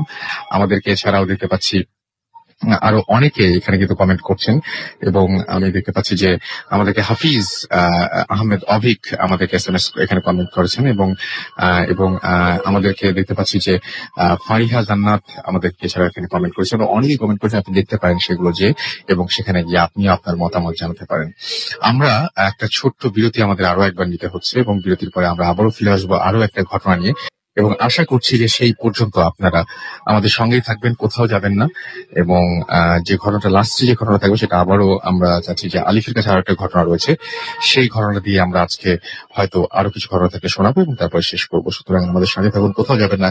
এবং আমাদেরকে এসএমএস করতে হবে মোবাইলের মেসেজ অপশনে গিয়ে টাইপ করুন ফুর্তি FORTI ফুর্তি, স্পেস দিয়ে আপনার নাম, স্পেস দিয়ে আপনার মেসেজ পাঠিয়ে দিন 9840 নাম্বারে। যদি আমাদের ইমেইল করতে চান তাহলে আমাদের ইমেল অ্যাড্রেস হচ্ছে bhutfm@radioforti.fm, which is BHWTFM@radioforti.fm। আপনার নাম, ঠিকানা এবং ফোন নাম্বার সহ আপনার জীবনে ঘটে যাওয়া সেরা ঘটনা পাঠিয়ে দিন আমাদের কাছে। আমাদের যদি ইমেইল করতে চান তাহলে আমাদের ইমেল অ্যাড্রেস তো আমি বললাম, এবং আমাদের যদি ফেসবুকে কানেক্টেড থাকতে চান তাহলে চলে যান www.facebook.com/radio.furti, এছাড়াও www.facebook.com/bhutfm.russell। একটা ছোট্ট বিরতির পর আবার ফিরে আসি। Stay tuned radio Foorti and don't stop. Hello Rasel, আমার একটা নিজের ঘটনা সরাসরি কাছে নিজের থেকে আমি তোমার কাছে বলতে চাচ্ছি। আমি সময়ের অভাবে তোমার ওখানে যে বলতে পারছি না, আর আমি অনেক দূর থেকে বলছি, সেটা হলো ঢাকা বদলে সোনারগাঁ নারায়ণগঞ্জ জেলায়, সেখান থেকে বলছি। আমার নাম হচ্ছে শাহনাজ বেগম।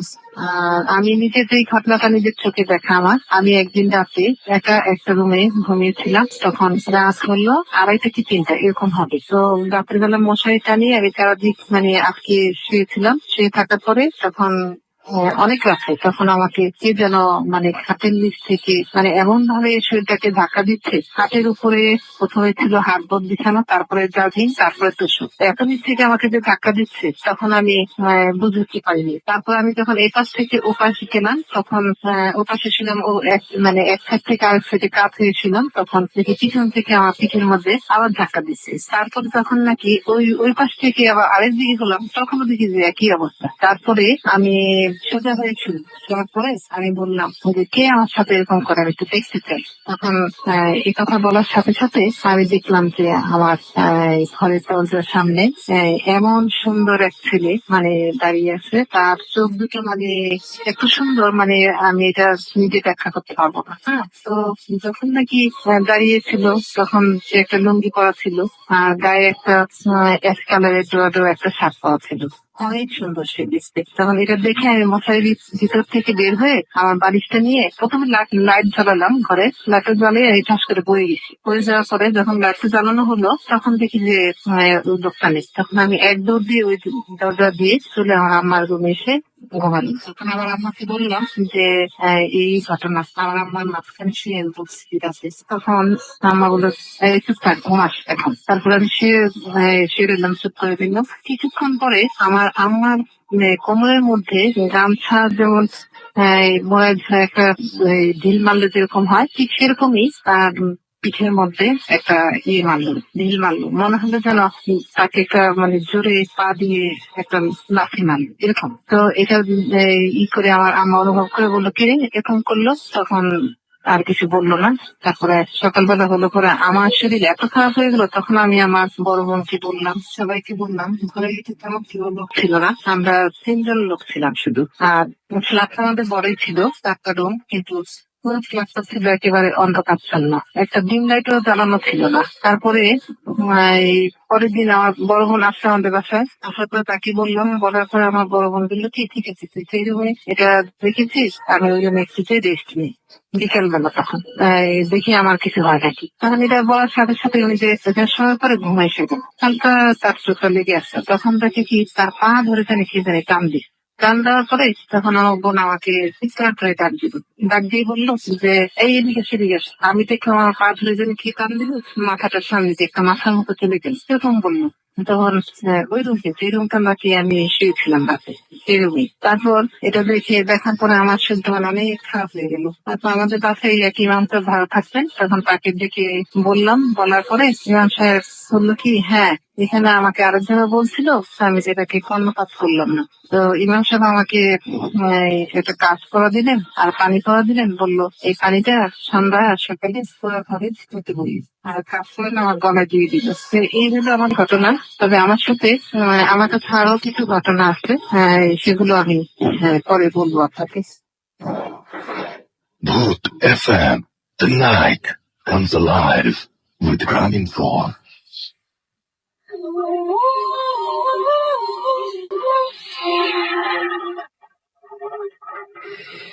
শুনছেন সবসময় রেডিও ভূতি 88.0 FM, বাংলাদেশের সর্ববৃহৎ রেডিও নেটওয়ার্ক। আমি রাস্তুল আসির সাথে, আমার সাথে রয়েছে মাসুম এবং আজকের অতিথিরা। এবং আমি দেখতে পাচ্ছি অনেকেই ফেসবুকে আমাদেরকে কমেন্ট করছেন, এবং এই মাত্র আমি পেলাম সাজ্জাদ হোসেন রাজীবের একটা কমেন্ট দেখতে পাচ্ছি আমার পেজে, এবং সেখানে তিনি বাহরাইন থেকে আমাদের সঙ্গে আছেন। এবং সমস্ত পৃথিবীব্যাপী ভূত এফএম ছড়িয়ে পড়েছে, এবং আপনারা সবাই আগ্রহ করে শুনছেন বলেই আমরা প্রতিদিন এরকম ঘটনা নিয়ে হাজির হয়ে আপনারা ঘটনা পাঠান বলেই আমাদের পক্ষে এই কাজটা করাটা অনেক বেশি সহজ হয়ে যায়। যাই হোক, আমরা চলে যাব আলিফের ঘটনা। তার কাছে ছোট্ট ঘটনা শুনবো, হাতে সময়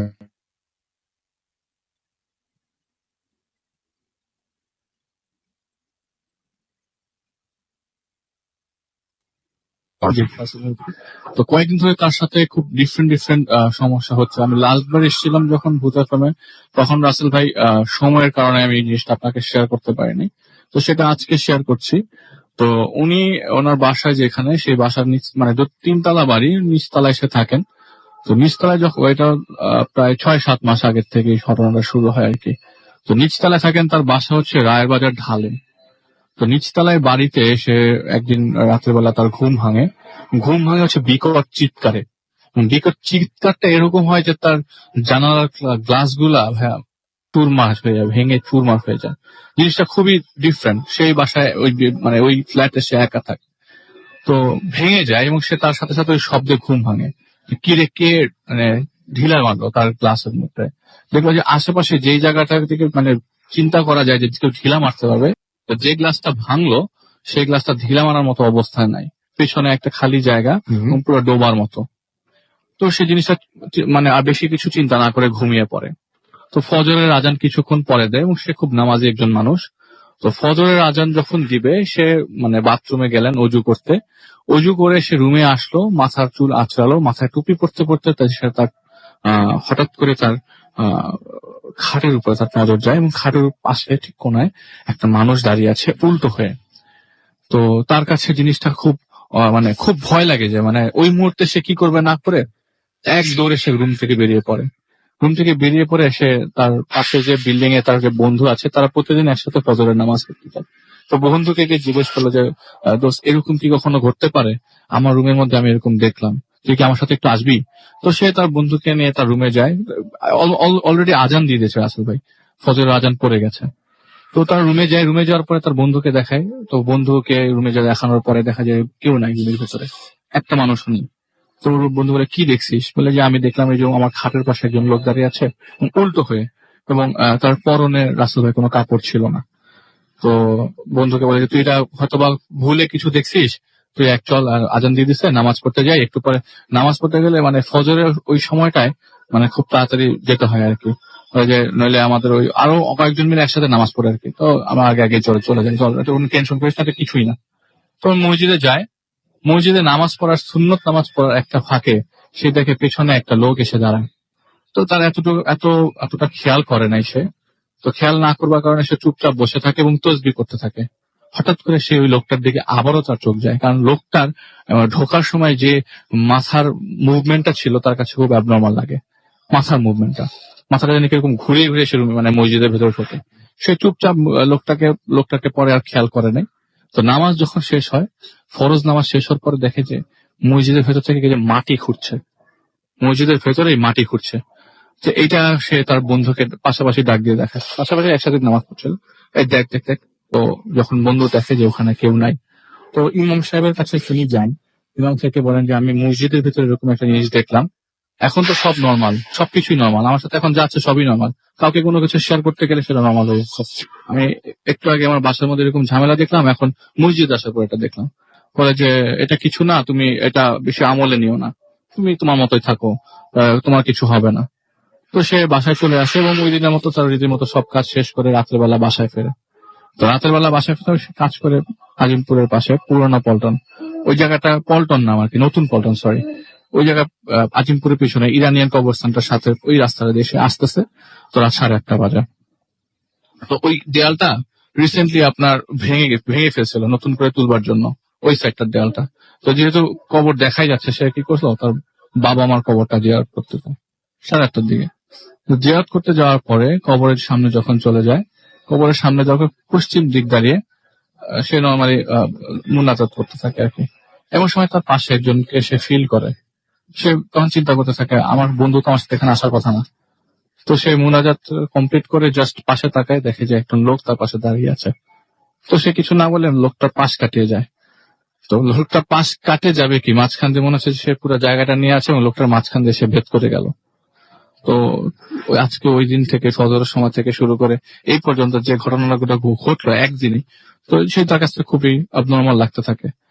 তো অ্যাবনর্মাল লাগতে থাকে জিনিসটাতে, আর কিছু বলে নাই, সে আর কিছু কাউকে শেয়ার করে নাই। এবং কবরস্থানের ঘটনা কাকে সে কি শেয়ার করবে? সে ওই দিনের রাতের ঘটনা রাসেল ভাই, সে যখন বাসায় ব্যাক করতে থাকে তখন ওই জায়গা থেকে রিক্সা নিয়ে বেরিবাজার এরিয়াতে চলে আসে আর কি।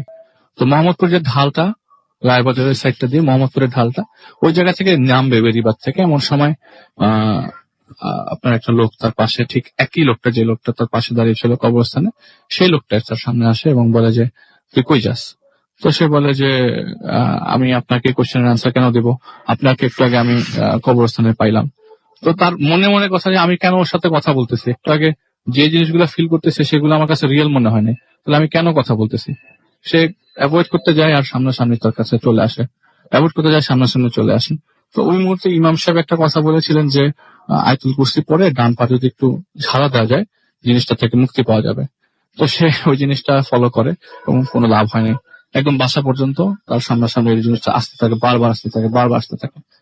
তো অদ্ভুত ব্যাপার বারবার আসতে থাকে একদম বাসা পর্যন্ত। বাসায় ঘরে ঢোকার পর দরজা লাগালো, এরপরে জিনিসটা ফিল করবে কিনা সেরকম আর সে প্রস্তুতি নেয় নাই। সে আগুন রান্না করে চলে যায়, রান্না করতে করতে হঠাৎ করে দেখলো যে না, আর কিছু হচ্ছে না তার সাথে। এবং এই জিনিসটা ওই দিনই হয়, এরপর থেকে জিনিসটা কোনো কন্টিনিউ করেনি। তো এই জিনিসগুলো কেন হলো সে আমার কাছে জানতে আসে যে আলিফ ভাই এগুলা কেন হয়েছে আমার সাথে।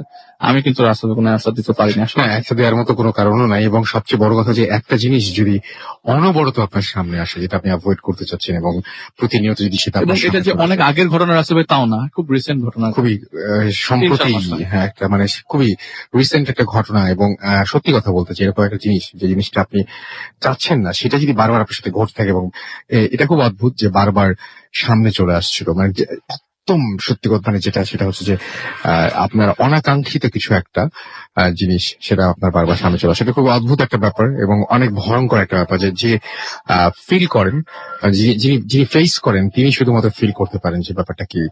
যাই হোক, আমি দেখতে পাচ্ছি যে আমাদেরকে অনেকেই কমেন্ট করছেন। এখানে রাজীব রানা আমাদের কমেন্ট করেছেন, এবং আমাদেরকে দেখতে পাচ্ছি যে এমডি কাদের আহমেদ আমাদেরকে বলেছেন যে স্টোরিটা অনেক ভালো হয়েছে। মির্জা সজল আহমেদ জীবন লিখেছেন যে এটাকে অরিজিনাল পেজ ভাই, কোনো সন্দেহ দেখেন না প্লিজ। আমাদেরকে শেখ মারুফ রনি লিখেছেন, এখানে এখানে কমেন্ট করেছেন। আরো অনেকেই কমেন্ট করছেন, আমার যে পেজ সেখানেও দেখতে পাচ্ছি অনেকে কমেন্ট করছেন, এবং অনেকেই লিখছেন দেখতে পাচ্ছি, এবং অনেকেই বলছেন যে